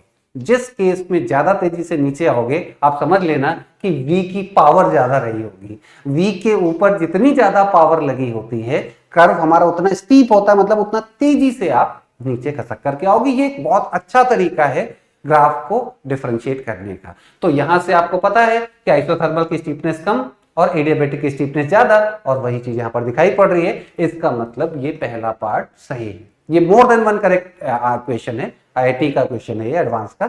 तो पहला ऑप्शन करेक्ट है। आपसे पूछा गया है कि कौन कौन से आंसर्स करेक्ट है, इज आर लिखा हुआ है। इसी तरह से दूसरा स्टेटमेंट देखते हैं। तो दूसरे में इन्होंने यहां पर ये फर्स्ट स्टेप का ग्राफ है, यहां पर 1 लिखा है बेटा, ये 2 लिखा हुआ है, ये 2 लिखा हुआ है, और ये 3 लिखा हुआ है, ये 3 है। ये ग्राफ है एडियाबेटिक का और ये ग्राफ है आइसोथर्मल का। इसी तरह से ये प्रेशर और टेम्परेचर का कर्व ड्रॉ किया है, और इन्होंने ये पहला स्टेप दिखाया है 1 से 2, 1 से 2, और ये 2 से 3 ये दिखाया है। अब पहला स्टेप आइसोथर्मल है, तो पीटी ग्राफ में टेम्परेचर कांस्टेंट है, तो बिल्कुल सही है। और क्योंकि एक्सपेंशन बताया है, आइसोथर्मल एक्सपेंशन है, इसका मतलब वॉल्यूम बढ़ रहा है, और टेम्परेचर कांस्टेंट है, इसका मतलब प्रेशर घट रहा होगा। क्योंकि टेम्परेचर कांस्टेंट होता है तो pressure inversely proportional to volume होता है, तो वॉल्यूम बढ़ेगा तो प्रेशर घटेगा, और वही चीज यहां पर दिखाई, मतलब वर्टिकल लाइन नीचे की तरफ। और अगला स्टेप इन्होंने बोला है एडियाबेटिक प्रोसेस। एडियाबेटिक प्रोसेस है, तो एडियाबेटिक प्रोसेस में P और T का रिलेशन होता है बेटा, अभी हम लोगों ने देखा P to the power 1 minus gamma, T to the power gamma is equal to constant. P to the power 1 minus gamma, T to the power gamma is equal to constant. P और T का relation है, और अगर P और T curve draw किया जाए adiabatic process के लिए, तो ये हाई पैराबोलिक टाइप का आता है, ऑरिजिन से पास होता हुआ पैराबोला ओपनिंग अपवर्ड इस तरह का आता है। और अगर आप देखो तो यहां पर उन्होंने वैसा ही ग्राफ ड्रॉ किया है, वैसे ही ग्राफ ड्रॉ किया है और पैराबोला इस तरह से ओपनिंग अपवर्ड के साइड में। इसका मतलब है कि दूसरा स्टेप भी सही है, इसका मतलब है कि बॉम्बे ऑप्शन भी सही है। Isothermal expansion, adiabatic expansion, adiabatic expansion होगा तो टेम्परेचर डाउन होगा, प्रेशर भी डाउन होगा और वॉल्यूम इंक्रीज होगा। तो ये ग्राफ में दिखाया जा रहा है कि प्रेशर और टेम्परेचर दोनों डाउन होता है। यहां पर मैं एक बात और बोल दूं कि अगर एडियाबेटिक एक्सपेंशन होगा तो टेम्परेचर इसलिए डाउन होता है क्योंकि जब गैस एक्सपैंड होती है तो उसके लिए गैस वर्क करती है और वर्क करने के लिए गैस अपनी इंटरनल एनर्जी को यूटिलाइज करती है, अपने अंदर की एनर्जी को यूटिलाइज करती है, क्योंकि बाहर से उसको कोई हीट सप्लाई नहीं की जाती। बाहर से हीट सप्लाइड नहीं है तो वो अपनी अंदर की एनर्जी को यूज करेगी, और अगर अंदर की एनर्जी को यूज किया तो उसके अंदर की एनर्जी घट जाएगी, और अगर अंदर की एनर्जी घट जाएगी तो टेम्परेचर उसका डाउन हो जाएगा, और इसीलिए ग्राफ ऐसा देखने को मिलता है। तो ये भी सही था। ऐसे ही थर्ड ऑप्शन की देखें तो थर्ड ऑप्शन में इन्होंने H और S के बीच में ग्राफ ड्रॉ किया है, एंथैल्पी और एंट्रोपी के बीच में ग्राफ ड्रॉ किया है। ये 1, ये 2 और ये 3। यहां पर पहला स्ट्रेट लाइन दिखाया है और दूसरा फिर से स्ट्रेट लाइन दिखाया है। तो पहला प्रोसेस आइसोथर्मल है और आइडियल गैस के लिए एंथैल्पी चेंज का फॉर्मूला हम लोग पढ़ते हैं NCP डेल्टा T, और अगर डेल्टा T ही 0 हो तो एंथैल्पी चेंज भी आपका 0 आएगा, और एंथैल्पी चेंज 0 आना का मतलब प्रोसेस के दौरान एंथैल्पी कांस्टेंट बनी रहेगी, मतलब आइसोथर्मल प्रोसेस में एंथैल्पी कांस्टेंट बनी रहती है। और चूंकि एक्सपेंशन की बात कर रहे हैं तो एक्सपेंशन में वॉल्यूम बढ़ेगा, और अगर वॉल्यूम बढ़ेगा तो एंट्रोपी की वैल्यू बढ़ेगी। एंट्रोपी का फॉर्मूला हम लोग पढ़ते हैं NCV ln T2 by T1 plus NR ln V2 by V1। तो टेम्परेचर का टर्म कांस्टेंट होने की वजह से ये 0 हो जाएगा, और वॉल्यूम बढ़ रहा है तो ये वैल्यू हमारी पॉजिटिव आएगी, पॉजिटिव। तो आप देखो तो यहां पर एंट्रोपी बढ़ता हुआ दिखाया जा रहा है, एंट्रोपी बढ़ रही है। ये पहला स्टेप। और दूसरा स्टेप एडियाबेटिक प्रोसेस है। एडियाबेटिक रिवर्सिबल प्रोसेस में एंट्रोपी कांस्टेंट रहती है। क्यों कांस्टेंट रहती है बेटा? क्योंकि हम लोग एक फॉर्मूला पढ़ते हैं एंट्रोपी का, general formula delta S is equals to Q reversible upon T। और अगर प्रोसेस रिवर्सिबल एडियाबेटिक है तो एडियाबेटिक प्रोसेस में Q की वैल्यू 0 होती है, और Q की वैल्यू 0 होगी तो एंट्रोपी चेंज 0 आएगा। एंट्रोपी चेंज 0 आएगा तो जो यहां पर ग्राफ आएगा वो आइसोथर्मल प्रोसेस में, सॉरी एडियाबेटिक प्रोसेस में एंट्रोपी कांस्टेंट रहेगी। अब वो वर्टिकल लाइन ऊपर भी जा सकती थी, नीचे भी जा सकती थी, ये ऊपर ही क्यों दिखाई गई है? ये अच्छा, ये ऊपर दिखाई गई है, तो क्या ये ऊपर सही है? तो आपको एक बात पता है कि यहां पर एडियाबेटिक एक्सपेंशन, एक्सपेंशन में अभी हम लोगों ने डिस्कशन देखा कि एक्सपेंशन में टेम्परेचर डाउन हो रहा था, टेम्परेचर डाउन हो रहा था। तो अगर टेम्परेचर डाउन होगा तो entropy, sorry enthalpy change, enthalpy change delta T की वैल्यू निगेटिव होगी। अगर टेम्परेचर डाउन होगा तो एंथैल्पी चेंज नेगेटिव होगा, और अगर एंथैल्पी चेंज नेगेटिव हुआ इसका मतलब एंथैल्पी घटेगी, एंथैल्पी घटेगी इसका मतलब जो वर्टिकल लाइन है वो ऊपर की बजाय नीचे की तरफ होगी। इसलिए ये ग्राफ गलत हो गया, अनफॉर्चुनेटली, इसलिए ये गलत हो गया। ये ऊपर दिखा दिया है, इसको नीचे की तरफ दिखाना चाहिए था, होगा तो वर्टिकल ही, मतलब एडियाबेटिक प्रोसेस में एंट्रोपी कांस्टेंट होने की वजह से ग्राफ वर्टिकल होगा। इसको एक नाम और भी दिया जाता है, आइसोएंट्रोपिक प्रोसेस। एडियाबेटिक प्रोसेस का ही दूसरा नाम आइसोएंट्रोपिक प्रोसेस कहलाता है। अगर एडियाबेटिक प्रोसेस रिवर्सिबल है तो एंट्रोपी कांस्टेंट रहेगी, और अगर कांस्टेंट एंट्रोपी है तो वर्टिकल लाइन आएगी। अब वो वर्टिकल लाइन ऊपर की तरफ भी जा सकती है, नीचे की तरफ भी जा सकती है, डिपेंडिंग अपॉन कि एंथैल्पी बढ़ रही है कि घट रही है। और क्योंकि एडियाबेटिक एक्सपेंशन है इसलिए टेम्परेचर डाउन हो रहा है, इसलिए एंथैल्पी घट रही है, इसलिए ग्राफ नीचे की तरफ होना चाहिए, इसलिए ये ग्राफ गलत हो गया। मतलब ये वाला पार्ट गलत है, गलत है। ठीक, सी ऑप्शन नहीं। मतलब कितना अच्छा क्वेश्चन बनाया है इन्होंने। मतलब नॉर्मली हम लोग ये सब चीजें पढ़ते समय थर्मोडायनेमिक्स की ये सब डिस्कशंस नहीं आते, लेकिन जो आते हैं उसके बेसिस पर हम ये चीज सोच सकते हैं। मतलब यहाँ पर जो कुछ भी मैं बोल रहा हूँ ये सारी बातें आपने कहीं ना कहीं पढ़ते समय सुन रखी है, लेकिन जब एग्जाम में क्वेश्चन ऐसा घुमा फिरा के दे दिया तो हम सोचते अरे यार मैंने तो ये एच एस डायग्राम तो पढ़ा ही नहीं, मैंने तो वीटी डायग्राम पढ़ा ही नहीं। हम लोग इस तरह से सोचना चालू कर देते हैं, जबकि हमने जो पढ़ा है बस उसी को यूज करना होता है और हमारा क्वेश्चन सॉल्व होने के लिए तैयार बैठा है। देखो सॉल्व हो गया। अगले को भी देख लो, यहाँ टेम्परेचर और एंट्रोपी के बीच में ग्राफ ड्रॉ किया है। पहला स्टेप ये दिखाया है बेटा, पहला स्टेप ये टेम्परेचर है और ये एंट्रोपी है। पहला स्टेप ये दिखाया है और ये 1 से 2, और दूसरा स्टेप ये वर्टिकल लाइन दिखाया है 1 से 2 से 3। अब पहला स्टेप चूंकि आइसोथर्मल एक्सपेंशन है तो टेम्परेचर कांस्टेंट रहेगा, तो हॉरिजॉन्टल लाइन आनी चाहिए, वो तो सही है। लेकिन अब यहाँ पर टेम्परेचर कांस्टेंट और एरो इधर की तरफ दिखाया है, इधर की तरफ दिखाया है, राइट हैंड साइड में जाते हुए दिखाया जा रहा है। इसका मतलब है कि एंट्रोपी बढ़ती हुई दिखाई जा रही है 1 से 2 में। तो क्या एंट्रोपी बढ़ रही होगी 1 से 2 में? क्या एंट्रोपी बढ़ रही होगी? तो हाँ बिल्कुल बढ़ रही होगी। क्यों बढ़ रही होगी? क्योंकि टेम्परेचर कांस्टेंट है और प्रेशर वॉल्यूम बढ़ रहा है। तो अगर वॉल्यूम बढ़ रहा है तो ये वैल्यू पॉजिटिव है। अभी हम लोगों ने बात की थी कि एंट्रोपी चेंज पॉजिटिव आएगा, और एंट्रोपी चेंज का पॉजिटिव आना इसका मतलब एंट्रोपी बढ़ेगी। तो यहां पर आपको एंट्रोपी बढ़ती हुई दिखाई पड़ रही है। इसके अलावा 2 से 3 में अगेन वही बात आ गई दोबारा। 2 से 3 में एडियाबेटिक एक्सपेंशन है, तो एडियाबेटिक एक्सपेंशन में टेम्परेचर डाउन होगा, एंट्रोपी कांस्टेंट रहेगी, क्योंकि इसका नाम आइसो एंट्रोपिक प्रोसेस भी है। तो एंट्रोपी कांस्टेंट है तो लाइन वर्टिकल आएगी, और टेम्परेचर डाउन होगा एक्सपेंशन के दौरान तो नीचे की तरफ लाइन आएगी। तो अगर किसी ने गलती से इसको टिक भी कर लिया हो तो इस पार्ट को देखकर भी शायद उसको याद आ जाएगा कि ये वाला गलत है, और ये वाला ऑप्शन आपका सही है, क्योंकि टेम्परेचर डाउन हो रहा है because of adiabatic expansion. Adiabatic expansion होने की वजह से टेम्परेचर डाउन होगा, और टेम्परेचर डाउन होगा तो वर्टिकल लाइन नीचे की तरफ आएगी। बहुत ही अच्छा क्वेश्चन। मतलब आप देखो कि ये क्वेश्चन ऐसा है जिससे कितने एरियाज डेवलप हो गए कि अरे यार ग्राफ कैसे कैसे पूछाता है। अब काफी सारे लोग ये सोचेंगे कि यार हम ये इतने सारे ग्राफ पढ़ ले तो हमारा काम हो जाएगा। नहीं, ऐसे अगर आप काउंट करना चालू करोगे तो पता नहीं कितने ग्राफ बन जाएंगे, पता नहीं। यहाँ पर इतने ग्राफ बना के पूछा है, अब मैं इंटरनल एनर्जी और एंट्रोपी के बीच में ग्राफ ड्रॉ करा दूं।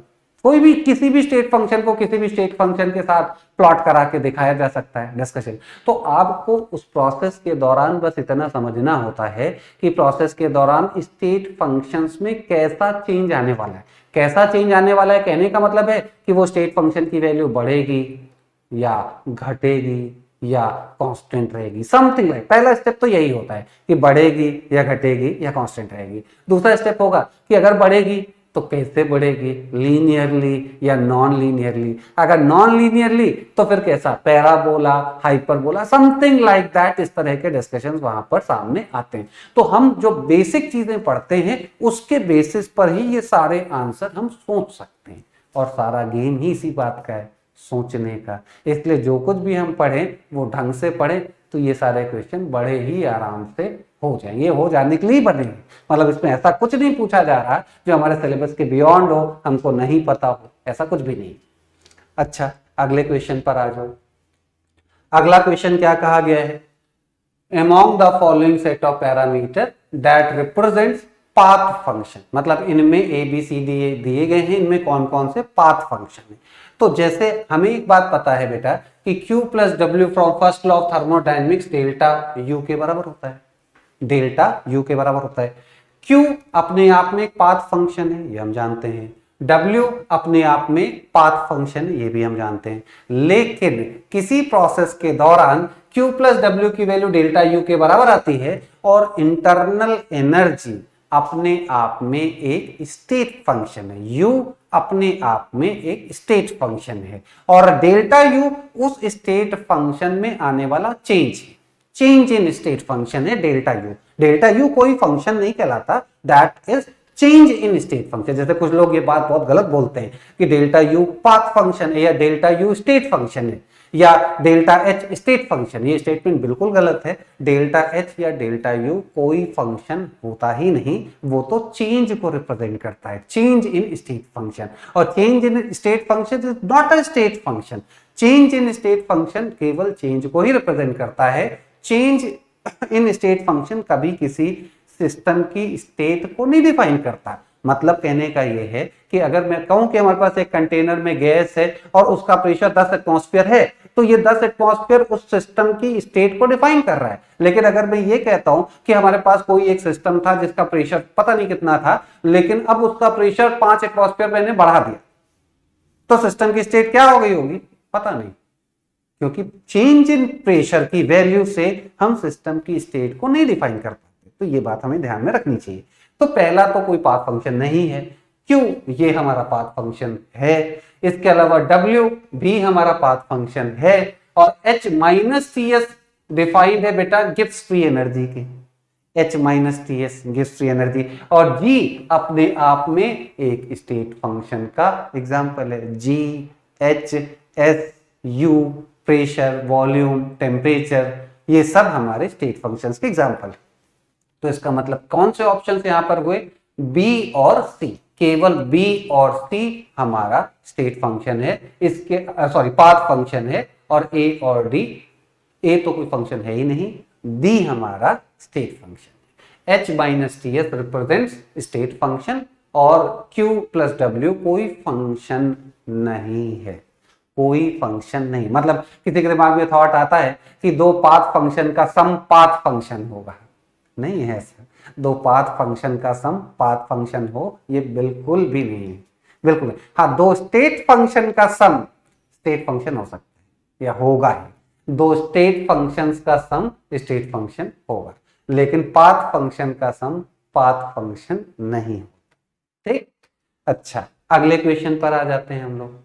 अगला क्वेश्चन क्या कहा गया, 1 mole ideal gas at 300 kelvin in thermal contact with surrounding expands isothermally from 1 liter to 2 liter against constant external pressure of 3 atmosphere. In this process, change in entropy of surrounding कितना होगा। Entropy change surrounding का पूछा है। तो जैसे हम लोग एक बात पढ़ते हैं, entropy change during expansion compression process system के लिए, तो सिस्टम के लिए फॉर्मूला हम लोग पढ़ते हैं NCV ln T2 by T1 plus NR ln V2 by V1। ये सिस्टम का एंट्रोपी चेंज, सिस्टम का एंट्रोपी चेंज। लेकिन ये फॉर्मूला हम सराउंडिंग के लिए अप्लाई नहीं कर सकते, इससे हमारा सराउंडिंग का एंट्रोपी चेंज नहीं आएगा। सराउंडिंग में होने वाला एंट्रोपी चेंज का एक ही फॉर्मूला है और वो जनरल फॉर्मूला ही है, वो है delta S surrounding is equals to Q of surrounding divided by T, Q of surrounding divided by T। और यहां पर Q की वैल्यू Q रिवर्सिबल होनी चाहिए यहां पर, जो क्योंकि जनरल फॉर्मूले में Q जो लिखा जाता है वो रिवर्सिबल ही होता है, रिवर्सिबल ही होता है। और फॉर एनी प्रोसेस, कोई भी प्रोसेस की अगर हम बात करें, एक्सपेंशन कंप्रेशन प्रोसेस या कोई सा भी प्रोसेस हो, वो सिस्टम के रेस्पेक्ट में, सिस्टम के रेस्पेक्ट में रिवर्सिबल भी हो सकता है या इरिवर्सिबल भी हो सकता है, लेकिन सभी प्रोसेसेस सराउंडिंग के रेस्पेक्ट में रिवर्सिबल ही होती हैं, सराउंडिंग के रेस्पेक्ट में रिवर्सिबल ही होती हैं। कहने का मतलब यह है कि अगर हम क्वेश्चन की लैंग्वेज पढ़ रहे हैं तो इससे हमें दिखाई पड़ रहा है कि ये गैस का कंप्रेशन हुआ है, एक्सपेंशन हुआ है, क्या हुआ है 1 लीटर टू 2 लीटर, इसका मतलब ये एक्सपेंशन हुआ है। मतलब फॉर अ सिस्टम, अगर हम बात करें फॉर अ सिस्टम, ये अपने आप में एक इररिवर्सिबल आइसोथर्मल एक्सपेंशन है बेटा, ये इररिवर्सिबल आइसोथर्मल एक्सपेंशन है। लेकिन यही प्रोसेस अब जब हमारा सिस्टम एक्सपैंड होगा तो सराउंडिंग कंप्रेस हो जाएगी। तो इसका मतलब सराउंडिंग के रेस्पेक्ट में अगर हम बात करें तो ये कहलाएगा यही प्रोसेस आइसोथर्मल कंप्रेशन, सराउंडिंग के रेस्पेक्ट में। लेकिन ये सिस्टम के रेस्पेक्ट में मैंने इसको नाम दिया है इररिवर्सिबल एक्सपेंशन, क्योंकि यहां एक constant pressure, external pressure constant था, ऐसा मैंने शुरू में ही बताया था आपको। इसका मतलब सिस्टम के रेस्पेक्ट में तो ये इररिवर्सिबल है, लेकिन सराउंडिंग के रेस्पेक्ट में अगर मैं इसी बात को सराउंडिंग के लिए लिखता हूं, फॉर सराउंडिंग, तो यही प्रोसेस आपका reversible isothermal isothermal compression process कहते हैं, क्योंकि सराउंडिंग का कंप्रेशन हो। अगर सिस्टम का वॉल्यूम 1 लीटर से 2 लीटर हो गया, मतलब सिस्टम का वॉल्यूम 1 लीटर बढ़ गया, तो वो 1 लीटर कमी आ जाएगी सराउंडिंग के वॉल्यूम में। लेकिन सराउंडिंग, क्योंकि पूरे यूनिवर्स को हम सराउंडिंग बोलते हैं, सिस्टम को अगर हटा दें तो, और पूरे यूनिवर्स में अगर वॉल्यूम में 1 लीटर की कमी हो भी जाए तो उससे यूनिवर्स की सेहत पे कोई फर्क नहीं पड़ता। मतलब यूनिवर्स में कोई हाहाकार नहीं आने वाला है। मतलब यूनिवर्स पहले भी इक्विलिब्रियम में था, बाद में भी इक्विलिब्रियम बना ही रहने वाला है। इसका मतलब ये प्रोसेस हमारी रिवर्सिबल प्रोसेस कहलाती है विद रिस्पेक्ट टू सराउंडिंग। अब ये सब बातें मैं इतनी कहानी सुनाता क्यों हूं, उसका रीजन क्या है? हमें एंट्रोपी चेंज सराउंडिंग का निकालना है। उसके लिए हमें सराउंडिंग का क्यू चाहिए, और वो रिवर्सिबल क्यू होना चाहिए, क्योंकि फॉर्मूले में वही वैल्यू आती है, और वो रिवर्सिबल ही होगा क्योंकि सराउंडिंग के रिस्पेक्ट में प्रोसेस रिवर्सिबल ही है। अब वो क्यू निकलता कैसे है? तो एक्चुअली सराउंडिंग के लिए क्यू निकालने का अलग से कोई फॉर्मूला नहीं है। एक ही आइडिया है जो हमारे पास हम लोग यूज करते हैं कि Q surrounding is always equal to minus of Q system. हमेशा माइनस ऑफ क्यू सिस्टम ही सराउंडिंग होता है। क्यों होता है? क्योंकि सपोज कि इस प्रोसेस के दौरान सिस्टम ने हीट को रिजेक्ट किया, सपोज, तो इसका मतलब क्यू ऑफ सिस्टम आपका नेगेटिव लिखा जाएगा, और फिर ये हीट सराउंडिंग को मिली तो क्यू ऑफ सराउंडिंग फिर वही पॉजिटिव साइन के साथ लिखा जाएगा। और सपोज कि सिस्टम ने 10 जूल हीट रिजेक्ट किया है, इसका मतलब ये अंडरस्टूड हुआ कि सराउंडिंग को 10 जूल हीट मिली है। और अगर सराउंडिंग को हीट मिली है तो जिसको मिलता है उसको प्लस के साथ लिखा जाता है, जो देता है उसके रेस्पेक्ट में उसको माइनस के साथ लिखा जाता है। तो यहां पर ये नेगेटिव और ये पॉजिटिव। अब हम ये निकालेंगे कैसे? तो अगर हम इस प्रोसेस में क्यू सिस्टम निकाल ले जाएं तो हमारा काम हो जाएगा। सिस्टम का हीट ट्रांसफर निकल जाए तो उसको देख करके हम सराउंडिंग का हीट ट्रांसफर बता देंगे। अब सिस्टम का हीट ट्रांसफर कैसे निकलेगा? तो क्योंकि बेटा ये प्रोसेस आइसोथर्मल है, तो आइसोथर्मल प्रोसेस में डेल्टा यू 0 होता है, इसलिए delta U that is Q plus W की वैल्यू 0 होती है, इसलिए क्यू की वैल्यू माइनस डब्ल्यू के बराबर होगी। और क्योंकि ये प्रोसेस इरिवर्सिबल है फॉर सिस्टम, तो डब्ल्यू का फॉर्मूला होगा minus of P external into delta we that is V2 minus V1, ये फॉर्मूला है। और यहां से Q सिस्टम की वैल्यू आएगी प्लस में P external into delta V, और आपको इस प्रोसेस में एक्सटर्नल प्रेशर कितना बताया गया है? 3 एटमॉस्फेयर, और चेंज इन वॉल्यूम कितना है? 1 से 2। इसका मतलब आप यहां पर वैल्यू पुट कर दो, तो 3 2 माइनस 1, तो आपका आंसर आएगा 3 ATM लीटर। 3 ATM litre. इस तरह से आपने हीट की वैल्यू निकाल ली। अब ये वैल्यू आई है बेटा क्यू सिस्टम, ये वैल्यू आई है क्यू सिस्टम, तो देयरफॉर क्यू सराउंडिंग कितना होने वाला है? क्यू सराउंडिंग कितना होने वाला है? That will be minus of Q system that is minus of 3 ATM litre, minus of 3 ATM litre. Therefore delta S surrounding कितना होने वाला है? ये बार बार गायब हो जाने की इसकी बेचारे की प्रॉब्लम, मतलब इसकी भी थर्मोडायनेमिक्स सुन करके हालत खराब हो जाती है। पता नहीं, मुझे लगता है आपकी तो नहीं हो रही होगी, आपकी नहीं हो रही होगी, लेकिन इसकी हो रही है। Q surrounding divided by T. Q surrounding, आ जाओ भाई, कहाँ लिखा था मैंने? गायब मत हो, गायब मत हो भाई, आ गया। हाँ, अब आप वैल्यू पुट कर दो, तो ये minus of 3 divided by temperature, temperature की वैल्यू दी गई है बेटा 300। अब ये ATM लीटर है, और शायद आपको आंसर जो दिया जा रहा है वो जूल में, जूल पर केल्विन में आंसर है, तो ATM लीटर को हम लोग जूल में लिख सकते हैं। 3 इंटू 101.3, 1 ATM लीटर हमें बता दिया गया है 101.3 जूल होता है, तो हमने यहां से जूल बना दिया, तो अब ये हमारा आंसर जूल पर केल्विन में आएगा। और ये वैल्यू आने वाली है कितना? 0033 उड़ जाएगा और ये आएगा 1.013 जूल पर केल्विन। 1.013 जूल पर केल्विन का मतलब अगर आप ऑप्शन देखो, अच्छा प्लस साइन के साथ आया या माइनस साइन के साथ आया, तो हमारा आंसर, ये क्यू सराउंडिंग माइनस था तो ये माइनस साइन के साथ आया। एक सेकेंड, हाँ ठीक है, माइनस साइन के साथ आया, तो इसका मतलब ऑप्शन आपका माइनस साइन के साथ कौन सा है? कैलकट। कैलकाटा आपका आंसर है।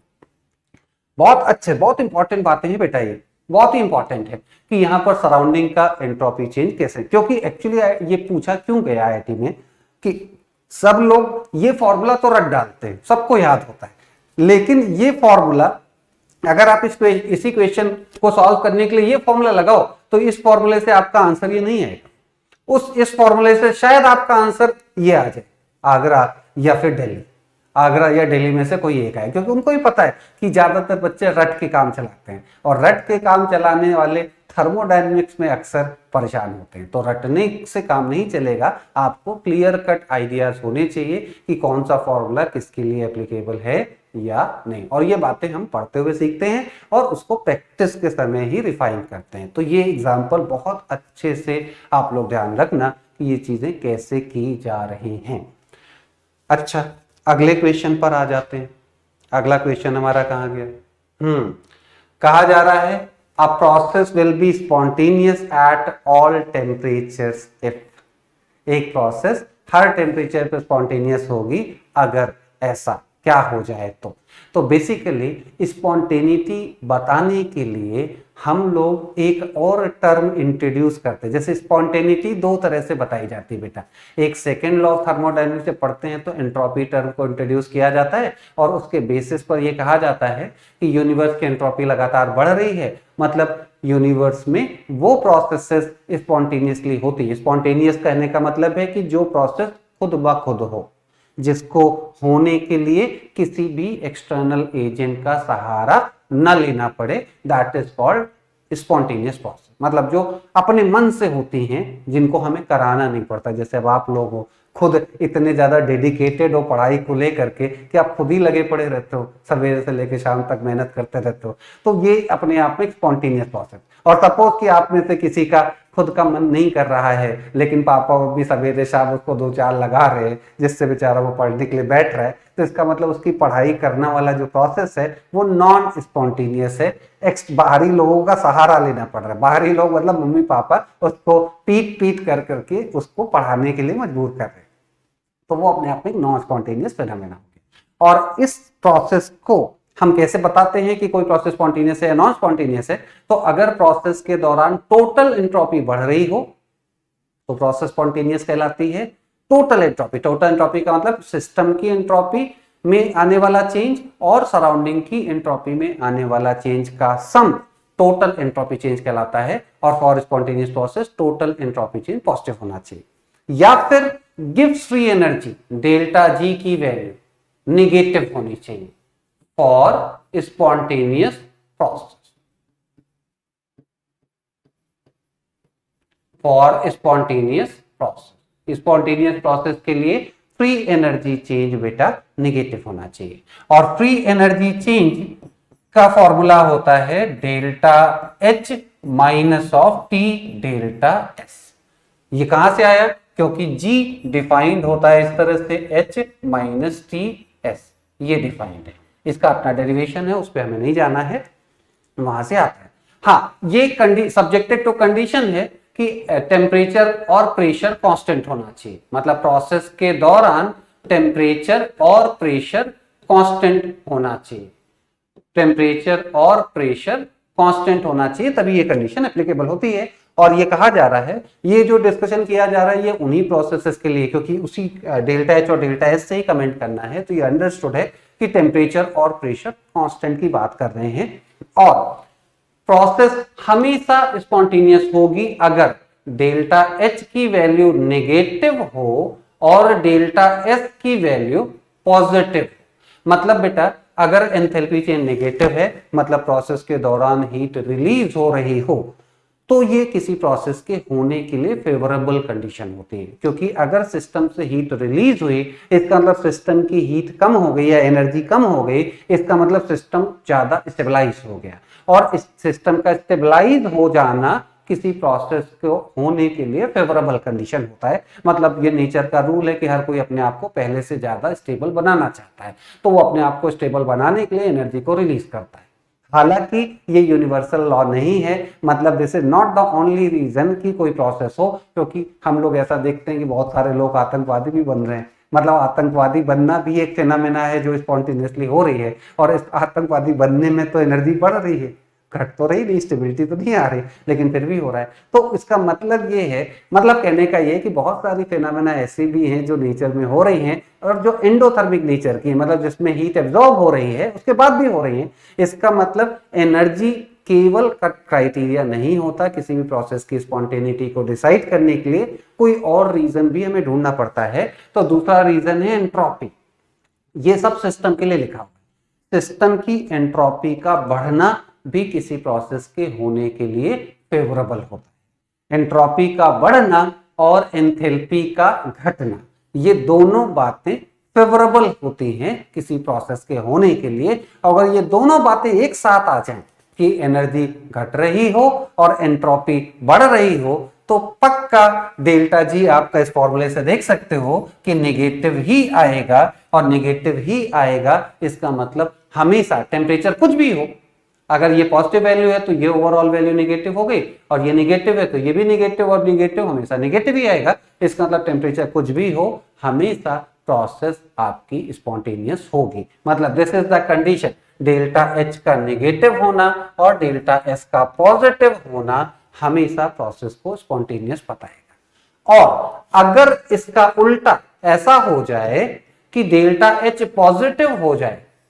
और डेल्टा एस निगेटिव हो जाए, डेल्टा एच आपका पॉजिटिव हो जाए और डेल्टा एस निगेटिव हो जाए, तो ये डेल्टा जी उस केस में बेटा हमेशा पॉजिटिव आएगा, और ऐसी प्रोसेसेस हमेशा नॉन स्पॉन्टेनियस प्रोसेस का एग्जांपल बनेगी। मतलब ऐसी कोई प्रोसेस नहीं होती जिसमें एनर्जी एब्जॉर्ब हो रही हो और एंट्रोपी भी घट रही हो, ऐसा कभी नहीं होगा। इसके अलावा और क्या पॉसिबिलिटी हो सकती है, तो और ये हो सकता है कि डेल्टा एच नेगेटिव रहे, मतलब ये प्रोसेस के होने को सपोर्ट करे या फेवर करे, और डेल्टा एस भी नेगेटिव रहे, ये अपोज करे। डेल्टा एच नेगेटिव रहे और डेल्टा एस भी नेगेटिव रहे, तो ये तो फेवर कर रहा है लेकिन ये अपोज कर रहा है। तो ऐसे केस में आपका डेल्टा जी नेगेटिव तो आएगा, लेकिन at relatively low temperature, at relatively low temperature. मतलब कहने का यह है कि अगर डेल्टा एस नेगेटिव है तो नेगेटिव नेगेटिव पॉजिटिव हो जाएगा। अब ओवरऑल वैल्यू को नेगेटिव बनाने के लिए हमें इस पॉजिटिव वैल्यू को कम रखना पड़ेगा, और ये पॉजिटिव वैल्यू कम रहेगी अगर टेम्परेचर कम हो।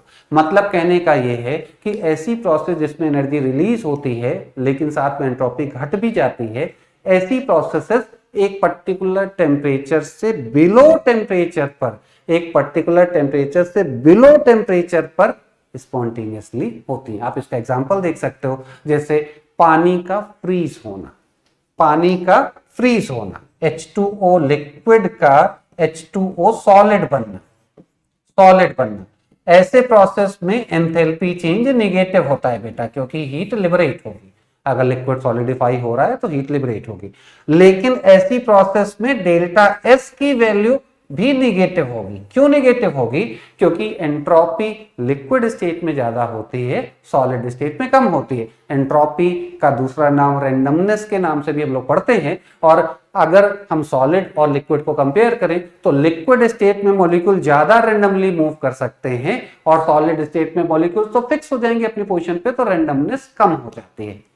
इसलिए इस प्रोसेस में एंट्रोपी घटती है, और इसीलिए ये प्रोसेस का जो डेल्टा जी आएगा वो negative at temperature below 0 degree centigrade 1 atmosphere. मतलब अगर 1 एटमॉस्फेयर प्रेशर है तो टेम्परेचर 0 डिग्री सेंटीग्रेड उसका मेल्टिंग पॉइंट होता है, और मेल्टिंग पॉइंट से बिलो टेम्परेचर पर यह प्रोसेस स्पॉन्टेनियस होगी। मतलब इस केस में एक ऐसा टेम्परेचर होगा जिसके नीचे और ऊपर का सिनेरियो अलग अलग होगा, और इस पर बेस बहुत सारे क्वेश्चन बनते हैं कि किस टेम्परेचर के बिलो प्रोसेस स्पॉन्टेनियस होगी या किस टेम्परेचर के एबव प्रोसेस स्पॉन्टेनियस होगी। आगे हम लोग अभी देखने वाले हैं, उसके पीछे का यही लॉजिक है। और इसमें एक कंडीशन और बनती है, वो भी मैं आपको दिखा देता हूं।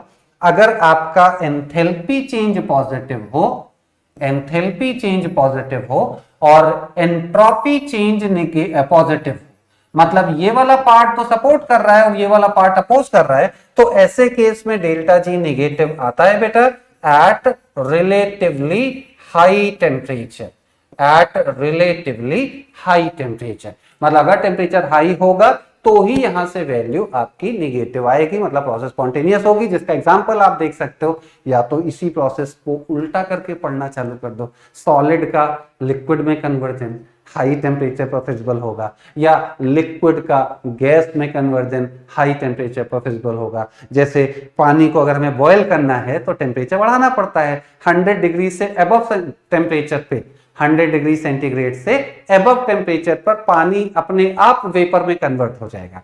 पानी का वेपर में कन्वर्ट होना एंडोथर्मिक प्रोसेस है, मतलब लिक्विड को हीट देनी पड़ेगी जिससे वो वेपर में कन्वर्ट हो, और ये एंडोथर्मिक है, इसका मतलब एनर्जेटिकली ये फेवरेबल नहीं है, एनर्जी बढ़ रही है। लेकिन क्योंकि गैस की एंट्रोपी लिक्विड से ज्यादा होती है इसलिए ये प्रोसेस होना चाहती है, क्योंकि गैस की एंट्रोपी लिक्विड से ज्यादा है इसलिए ये प्रोसेस होना चाहती है, इसलिए ये प्रोसेस स्पॉन्टेनियसली होती है। तो ये उसके पीछे का रीजन, ठीक।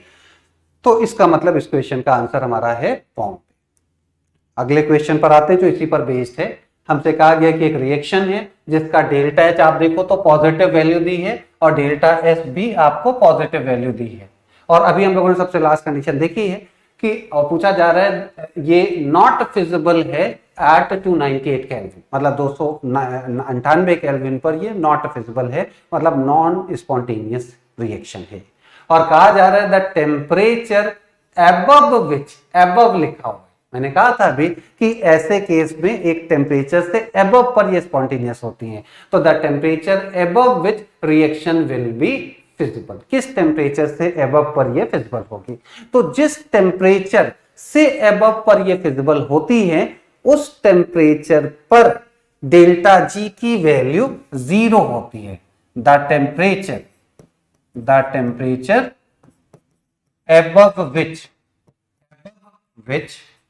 above which reaction is spontaneous,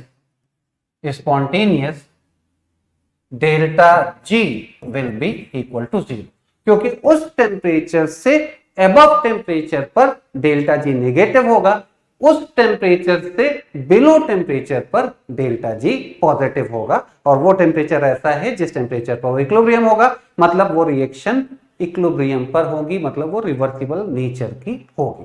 तो अब अगर डेल्टा जी 0 है और डेल्टा जी का फॉर्मूला होता है बेटा delta H minus T delta S, तो यहां से आप टेम्परेचर निकाल सकते हो, वो आएगा delta H upon delta S. Delta H upon delta S, आपको डेल्टा एच दिया हुआ है 491.1 किलो जूल है बेटा, इसको जूल में लिखने के लिए 1000 से मल्टीप्लाई कर देंगे, और डेल्टा एस की वैल्यू दी है 198.0 जूल। तो ये वैल्यू हम लोगों को सॉल्व करनी है, और ये वैल्यू सॉल्व करके आती, मैं आपको बता दे रहा हूं, इन दोनों में से कोई एक आंसर आता है, 2380 या 2480। अब ये कैलकुलेशन है तो इसको डिवाइड तो करना ही पड़ेगा, मैं कैलकुलेट करके बैठा हुआ हूं आप लोगों को बताने के लिए, तो मैं आपको इसका आंसर बता देता हूं। इसका आंसर क्या आता है, एक सेकेंड, हाँ 2480, इसका आंसर आता है बेटा 2480.3, सॉल्व करने पर 2480.3 कैरेट, ये आंसर इसका आता है। तो इस तरह से आपको वही डिस्कशन यहां पर यूज हुआ, ये बहुत ज्यादा बार पूछे जाने वाला डिस्कशन है, बहुत ज्यादा बार, तो आपको क्लियर होना चाहिए कि इसका मीनिंग क्या। इसी टाइप का अगला क्वेश्चन भी हमारा, अगला क्वेश्चन में क्या कहा गया है कि एक रिएक्शन दी है, रिवर्सिबल रिएक्शन है बेटा, रिवर्सिबल रिएक्शन है, मैं अलग से लिख दे रहा हूं एक्स वाई, और कहा जा रहा है कि इस रिएक्शन का डेल्टा जी नॉट जिसको हम standard gas free energy change बोलते हैं, जिसकी वैल्यू बताई जा रही है 120 माइनस ऑफ 3/8 टी, 120 माइनस 3/8 टी, ये वैल्यू बताई जा रही है। और कहा जा रहा है कि the major component of the reaction mixture at T is, अलग अलग ऑप्शंस दिए गए हैं कि किस टेम्परेचर पर मेजर कंपोनेंट क्या होगा। तो जैसे ये रिएक्शन हमें दी गई है बेटा, तो ये अपने आप में रिवर्सिबल रिएक्शन है, तो इसका अपना एक इक्विलिब्रियम कांस्टेंट होगा, जिसका एक्सप्रेशन बनेगा concentration of B upon concentration of X, sorry concentration of Y upon concentration of X, इसका इक्विलिब्रियम कांस्टेंट बनेगा। और डिपेंडिंग अपॉन कि के की वैल्यू 1 से ज्यादा है या कम है, मतलब इफ के इक्विलिब्रियम कांस्टेंट की वैल्यू ग्रेटर देन 1 होगी, देन इक्विलिब्रियम पर कंसंट्रेशन ऑफ y x से ज्यादा होगा। और इफ k की वैल्यू लेस देन 1 होगी, then concentration of y will be less than concentration of x, मतलब y का कंसंट्रेशन कम आएगा, x का कंसंट्रेशन ज्यादा आएगा। केमिकल इक्विलिब्रियम का आइडिया है। और एक रिलेशन आपको पता होता है रिवर्सिबल रिएक्शन के लिए, delta G not is equal to minus R T L N equilibrium constant. Delta G not is equal to minus R T L N equilibrium constant. और डेल्टा जी की value आपको यहां पर दी गई है, जो कि टेम्परेचर डिपेंडेंट है, जो कि टेम्परेचर डिपेंडेंट है। और आप देख सकते हो कि टेम्परेचर बढ़ेगा तो डेल्टा जी नॉट घटेगा, टेम्परेचर बढ़ेगा तो डेल्टा जी नॉट घटेगा। तो आप यहां से एक तरीका तो ये है कि आप इसमें इसको इक्वेट कर दो, दिस इज इक्वल टू 120 माइनस 3/8 टी, और इसको सॉल्व करके आप के की वैल्यू अलग अलग टेम्परेचर पर निकाल के ऑप्शंस को चेक कर लो। एक तरीका तो ये, वो थोड़ा लेंदी प्रोसेस है। आप एक तरीका और यूज कर सकते हो कि आप ये पता करो कि डेल्टा जी नॉट किस टेम्परेचर पर जीरो हो रहा है। डेल्टा जी नॉट किस टेम्परेचर पर जीरो हो रहा है, क्यों, इसका रीजन मैं भी बताता हूं। अगर डेल्टा जी नॉट जीरो हो, equal to zero is equal to 120 माइनस 3/8 टी, तो यहां से 3/8 टी इज इक्वल टू आएगा 120, या टी की वैल्यू आएगी 120 इंटू 8/3 का मतलब ये 40 और 8 चौको 32, 320 केल्विन। मतलब कहने का ये है कि delta G naught zero kelvin, zero है एट टेम्परेचर 320 केल्विन, और टेम्परेचर अगर इससे ज्यादा हुआ तो डेल्टा जी नॉट की वैल्यू निगेटिव होगी, अगर टेम्परेचर इससे कम हुआ तो डेल्टा जी नॉट की वैल्यू पॉजिटिव होगी। और इस रिलेशन से अगर डेल्टा जी नॉट की वैल्यू जीरो है तो k की वैल्यू 1 होगी, अगर डेल्टा जी नॉट निगेटिव है तो k की वैल्यू 1 से बड़ी आएगी, और अगर डेल्टा जी नॉट की वैल्यू पॉजिटिव है तो k की वैल्यू 1 से छोटी आएगी। मतलब कहने का यह है कि एक जगह हमें दिखाई पड़ा, क्या दिखाई पड़ा, कि इस टेम्परेचर पर डेल्टा जी नॉट जीरो है, इस टेम्परेचर से हाइयर पर इफ, मैं यहां पर लिख दे रहा हूं, if temperature is greater than 320 kelvin, then delta G not is negative less than zero, then K equilibrium will be greater than 1, will be greater than 1। और इसका अगर टेम्परेचर लेस देन 320 हुआ तो k की value greater than 1 less than 1 आ जाएगी, इसी का उल्टा। इससे फायदा क्या हुआ, मैंने आपको पहले बता दिया कि अगर k ग्रेटर देन 1 होगा तो y ज्यादा दिखेगा, अगर k लेस देन 1 होगा तो x ज्यादा दिखेगा। अब आप ऑप्शन चेक करो तो यहां पर ऑप्शन लिखा है 280 केल्विन। 280 केल्विन का मतलब टेम्परेचर इस टेम्परेचर से कम है, 320 केल्विन से कम है।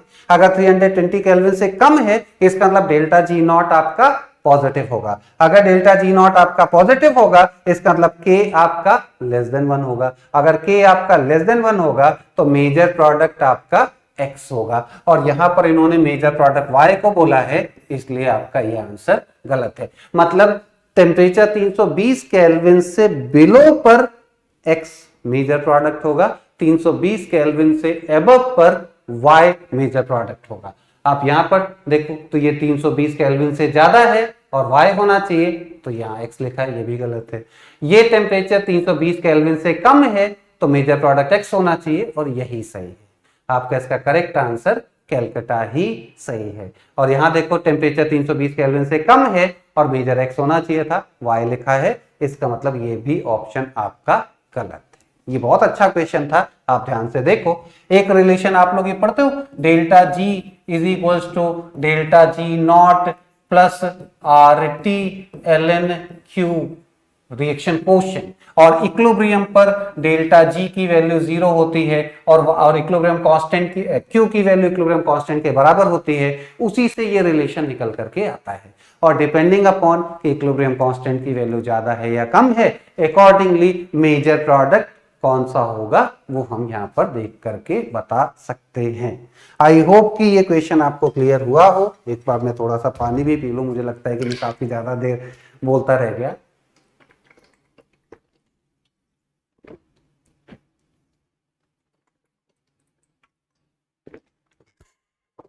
ठीक है, ठीक है, तो अगले क्वेश्चन पर आ जाते हैं। आप देख लो इसको अच्छे से, और बहुत अच्छा आइडिया है ये क्वेश्चन बनाने का, आप इसको ध्यान में रखना। अगला क्वेश्चन क्या है? For the process H2O liquid convert हो रहा है H2O गैस में। लिक्विड कन्वर्ट हो रहा है H2O गैस में, और टेम्परेचर प्रेशर बताया गया 1 एटमॉस्फेयर 100 डिग्री सेंटीग्रेड। तो 1 एटमॉस्फेयर पर 100 डिग्री सेंटीग्रेड पानी का बॉइलिंग पॉइंट होता है बेटा। और बॉइलिंग पॉइंट की डेफिनेशन होती है कि बॉइलिंग पॉइंट पर ये दोनों फेज इक्विलिब्रियम पर होते हैं, ये दोनों फेज इक्विलिब्रियम पर होते हैं, और बॉइलिंग पॉइंट पर ये प्रोसेस रिवर्सिबल नेचर की होती है। ब्रो, ये रिवर्सिबल प्रोसेस होती है, रिवर्सिबल प्रोसेस होती है। रिवर्सिबल प्रोसेस का मतलब इक्विलिब्रियम बना रहेगा, तो ये इक्विलिब्रियम बना रहता है। और अगर प्रोसेस रिवर्सिबल है तो इस केस में आपका डेल्टा एस टोटल की वैल्यू 0 होगी for reversible process, for reversible process. और डेल्टा एस टोटल होता है क्या? डेल्टा एस टोटल क्या होता है बेटा? डेल्टा एस टोटल का मतलब delta S system plus delta S surrounding, delta S system plus delta S surrounding. और हमें यहां पर सिस्टम का एंट्रोपी चेंज और सराउंडिंग का एंट्रोपी चेंज पे कमेंट करना है, तो हमें यह दिख रहा है कि लिक्विड गैस में कन्वर्ट हो रहा है और गैस की एंट्रोपी ज्यादा होती है, इसका मतलब डेल्टा एस सिस्टम की वैल्यू पॉजिटिव है, डेल्टा एस सिस्टम की वैल्यू पॉजिटिव है। और क्योंकि टोटल एंट्रोपी चेंज 0 है, इसका मतलब डेल्टा एस सराउंडिंग की वैल्यू आप कह सकते हो इस केस में will be equal to minus of delta S system. और क्योंकि डेल्टा एस सिस्टम पॉजिटिव है, इसका मतलब डेल्टा एस सराउंडिंग की वैल्यू नेगेटिव होगी। डेल्टा एस सिस्टम आपका पॉजिटिव है, इसलिए डेल्टा सराउंडिंग नेगेटिव होगा। इसका मतलब आपका क्या आंसर हुआ? Delta system positive, delta surrounding negative. आपका करेक्ट आंसर है बॉम्बे। ये आईआईटी का पूछा हुआ क्वेश्चन है, एडवांस में पूछा जा चुका है, तो इस तरह से ये बात ध्यान में रखें। ठीक, अगला क्वेश्चन इसी तरह का। अगले क्वेश्चन में इन्होंने लॉग ऑफ के की वैल्यू पूछी है और डेल्टा एच नॉट और डेल्टा एस नॉट की वैल्यू बताई है। तो अभी अभी हम लोगों ने रिलेशन देखा था, delta G not is equal to minus R T L N K, और delta G not is equal to होता है बेटा delta H naught minus T delta S not.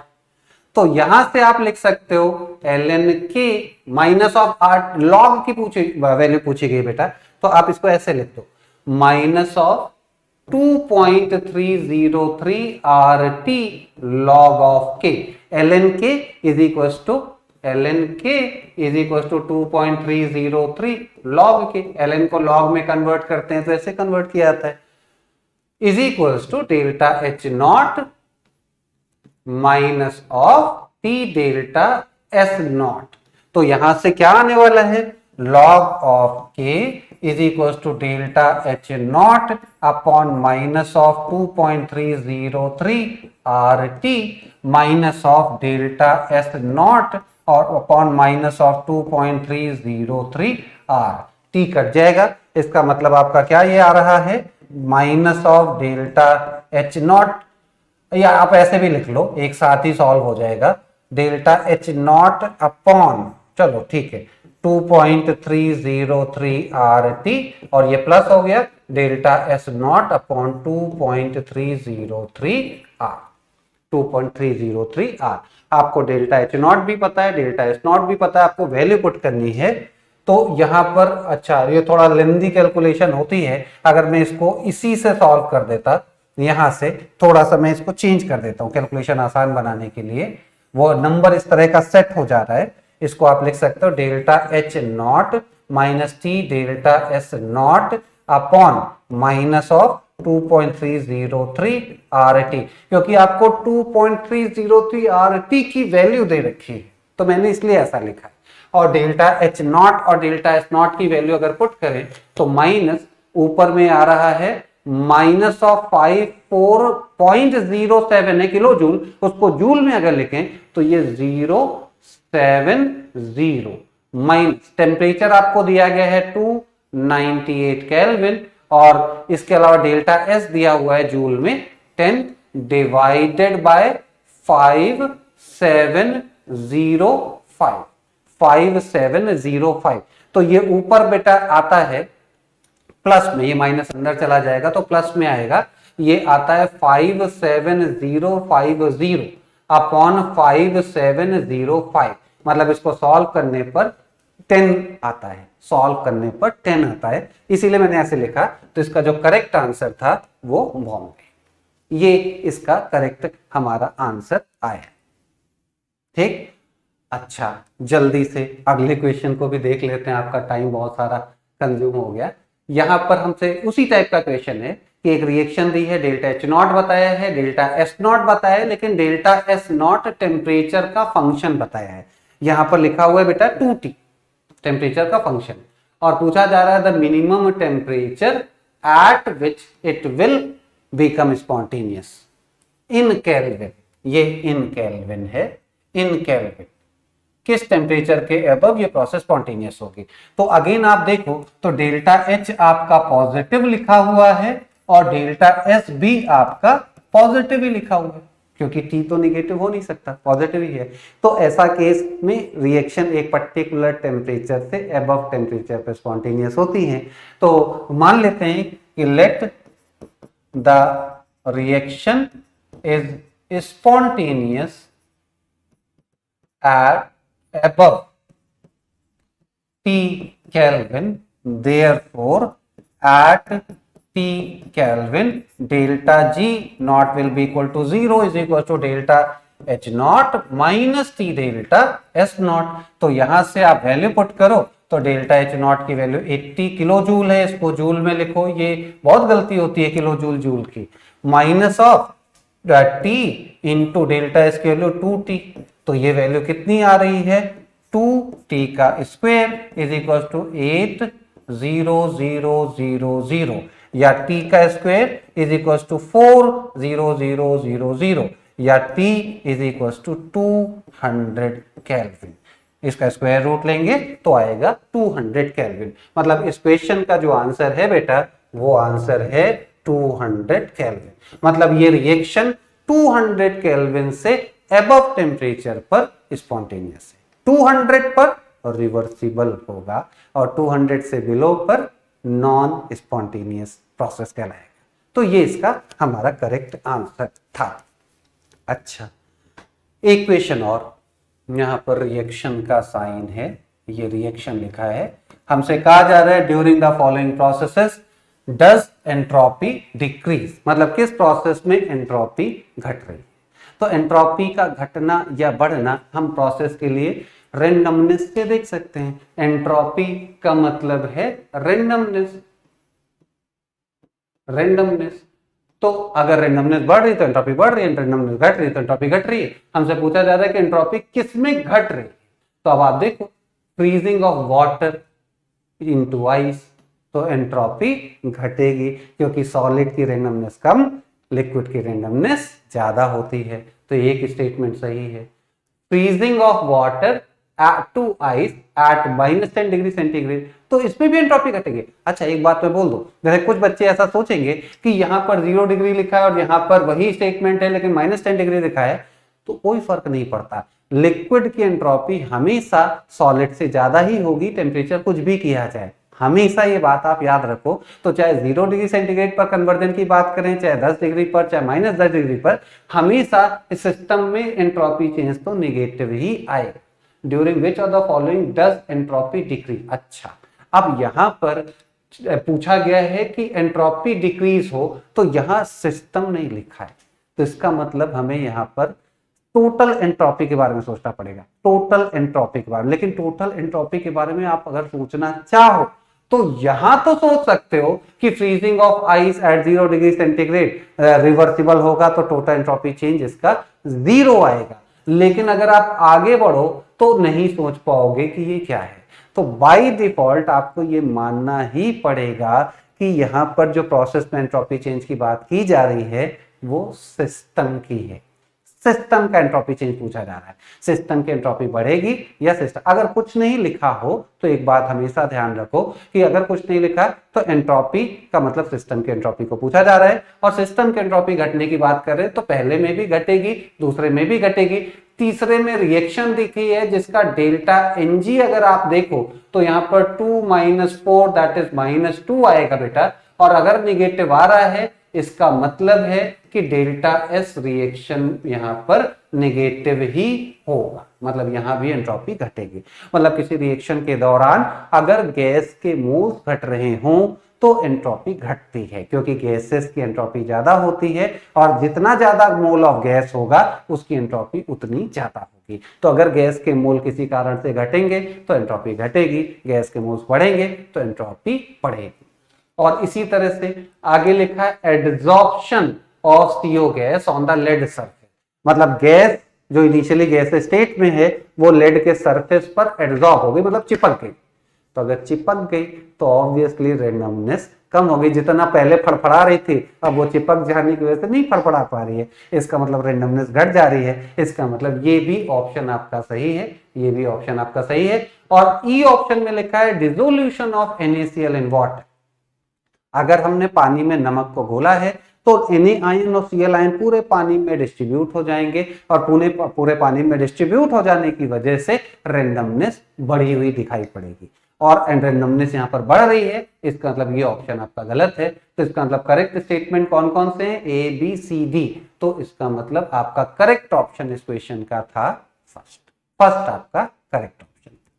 ठीक, इसी तरह से एक क्वेश्चन और है, ये भी बहुत अच्छा क्वेश्चन था, ये IIT का क्वेश्चन है। इसमें इन्होंने यहां पर U/R internal energy by R का ग्राफ एंट्रोपी के साथ प्लॉट किया है। समझदारी देखो आप। और फर्स्ट स्टेप में दिखाया है एंट्रोपी कांस्टेंट। एंट्रोपी कांस्टेंट का मतलब है बेटा ये एडियाबेटिक प्रोसेस, एडियाबेटिक। और सेकंड में दिखाया इन्होंने U/R कांस्टेंट का मतलब R तो वैसे ही कांस्टेंट है और इसका मतलब U भी कांस्टेंट है, और अगर U कांस्टेंट है इसका मतलब ये प्रोसेस हुआ आइसोथर्मल प्रोसेस, ये हमें दिया गया। ऊपर पढ़ते हैं 1 mole ideal gas eight 900 kelvin, मतलब स्टार्टिंग में टेम्परेचर बेटा 900 केल्विन है, यहां पर टेम्परेचर की वैल्यू 900 केल्विन है, ये बताया जाता है। 2 reversible processes, 1 followed by 2 shown below. If the work done by the gas in 2 processes are same, मतलब ये कहा जा रहा है कि दोनों प्रोसेस में वर्क डन की वैल्यू सेम है, मतलब W of first process is equal to W of second process. तो पूछा जा रहा है ln V3/V2 की वैल्यू बताओ, ln V3/V2 की वैल्यू बतानी। अब ये कैसे करें? तो जैसे बेटा पहला जो स्टेप इन्होंने दिखाया है वो एडियाबेटिक है, और एडियाबेटिक प्रोसेस में Q की वैल्यू 0 होती है, इसलिए डेल्टा U की वैल्यू वर्क के बराबर होती है, डेल्टा U की वैल्यू वर्क के बराबर होती है। तो इसका मतलब जो फर्स्ट स्टेप का वर्क है वो डेल्टा U के बराबर। और सेकेंड स्टेप आइसोथर्मल है, तो आइसोथर्मल प्रोसेस में वर्क का formula minus of nRT ln V3/V2, V3/V2 final volume upon initial volume. इसका मतलब वर्क की value minus of nRT ln V3/V2 के बराबर होगा। अब इन दोनों को इक्वेट करना है, तो हमें यहां पर डेल्टा U चाहिए, और यहां अगर देखें तो हमें U/R का डिफरेंस दिख रहा है। हमें इस ग्राफ से डेल्टा ऑफ U/R का डिफरेंस दिख रहा है कितना? 450 माइनस ऑफ 2250 का मतलब ये वैल्यू कितनी आने वाली है, ये वैल्यू कितनी आने वाली है 0 0 12 में से 4 गए 8 1 ये आने वाली है। इसका मतलब डेल्टा यू की वैल्यू कितने आने वाली है 1800 आर, डेल्टा यू की वैल्यू 1800 आर, 1800 आर ये डेल्टा यू है। तो डेल्टा यू पता लग गया। अब हमें ये बताना है, हमें क्या निकालना है, ये वाला पार्ट निकालना है। तो ये पार्ट हम निकाल लेंगे, लेकिन इसके लिए हमें मोल चाहिए, मोल पता है 1, और इसके लिए हमें टेम्परेचर भी चाहिए। टेम्परेचर क्या पुट करें, तो टेम्परेचर किसी के दिमाग में थॉट आएगा कि 900 दिया तो हुआ है, लेकिन नहीं, 900 केल्विन तो यहां का टेम्परेचर है, और आपको क्या करना है, आपको इस आइसोथर्मल प्रोसेस का टेम्परेचर लिखना है, आइसोथर्मल। और एक्चुअली वन स्टेप जो कि एडियाबेटिक है उसमें टेम्परेचर बदल गया होगा, मतलब जो सेकंड स्टेप में टेम्परेचर होगा वो 900 नहीं होगा, वो कुछ और होगा, तो वो आपको निकालना पड़ेगा यहां पुट करने के लिए। वो निकलेगा कैसे, वो कैसे निकलेगा, तो आपको यहां पर जो फर्स्ट ये पॉइंट है, जो टेम्परेचर यहां पर होगा वो टेम्परेचर ही इस पूरे स्टेट में होगा, आइसोथर्मल प्रोसेस में हर जगह पर होगा। तो आप यहां पर टेम्परेचर निकाल दो तो हर जगह का टेम्परेचर वही होने वाला है। अब ये टेम्परेचर निकलेगा कैसे, तो आपको फॉर फर्स्ट प्रोसेस में आपको दिख रहा है कि डेल्टा यू की वैल्यू अभी हम लोगों ने निकाली है। अच्छा एक बात और, यहां माइनस साइन भी आएगा बेटा, माइनस साइन भी आएगा, ये बहुत बड़ी गलती हो रही है, माइनस साइन आएगा। तो डेल्टा यू की वैल्यू हम लोग निकाल चुके हैं, माइनस ऑफ 1800 आर है, और ये बराबर होगा एनसीवी डेल्टा टी के, एनसीवी डेल्टा टी के, इंटरनल एनर्जी चेंज का फॉर्मूला एनसीवी डेल्टा टी। और अब आप वैल्यू पुट करो तो यहां पर सीवी की वैल्यू भी दे रखी है 5/2 आर, आप यहां पर वैल्यू पुट करो तो minus of 1800 R is equal to mole दिया है 1, सीवी दिया है 5/2 आर, डेल्टा टी का मतलब फाइनल टेम्परेचर जो हमें निकालना है माइनस इनिशियल टेम्परेचर जो कि 900 है वो हमें दिया। तो आर तो वैसे उड़ गया, आर तो वैसे उड़ गया, 2 को इधर लेके और 5 से डिवाइड भी करो तो इसका मतलब ये आएगा 18 दूनी 3600 डिवाइडेड बाय 5 का मतलब is equal to T minus 900। इसका मतलब टी की वैल्यू कितनी आने वाली है 900 माइनस 3600 बाय 5, और 3600 बाय 5 कितना आने वाला है 5 सत्ते 35, 5 दूनी 10, 0 720 का मतलब ये आने वाला है 180 केल्विन।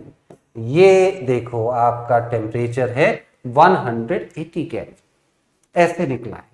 अब ये वैल्यू आप यहां पुट करो तो माइनस ऑफ 1 इंटू, अच्छा डेल्टा यू नेगेटिव ही है, डेल्टा यू नेगेटिव रखना होगा, minus of 1 into R into temperature 180 ln V3 by V2, और आप सॉल्व करोगे तो ये आर उड़ गया, और 180 1800 माइनस माइनस कट जाएगा, और ln V3 बाय V2 की वैल्यू कितनी आ गई 10।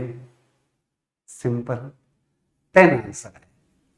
बहुत अच्छा क्वेश्चन दिया, मतलब आप देखो क्वेश्चंस कैसे वेरिएशन किए जा रहे हैं, क्वेश्चन में सब कुछ पता होता है हमें, लेकिन क्वेश्चंस इस तरह से घुमा के लिखा होता है कि हम कंफ्यूज हो जाते हैं। तो हमें बस उसी सब चीजों से बचाना होता है। तो अपने बेसिक्स पर जितना अच्छा हमारा फोकस होगा, इस तरह की बातें हम उतना अच्छे से डील कर ले जाते हैं। तो इतने क्वेश्चंस थे बेटा। अब इसके बाद आप इन सब चीजों को खुद से डील करो, और अपनी तरफ से जितने ज्यादा से ज्यादा क्वेश्चन हो सकते हैं उनको सॉल्व करो, और keep doing great job and keep rocking बेटा। आज के लिए इतना ही। Bye, take care and thank you.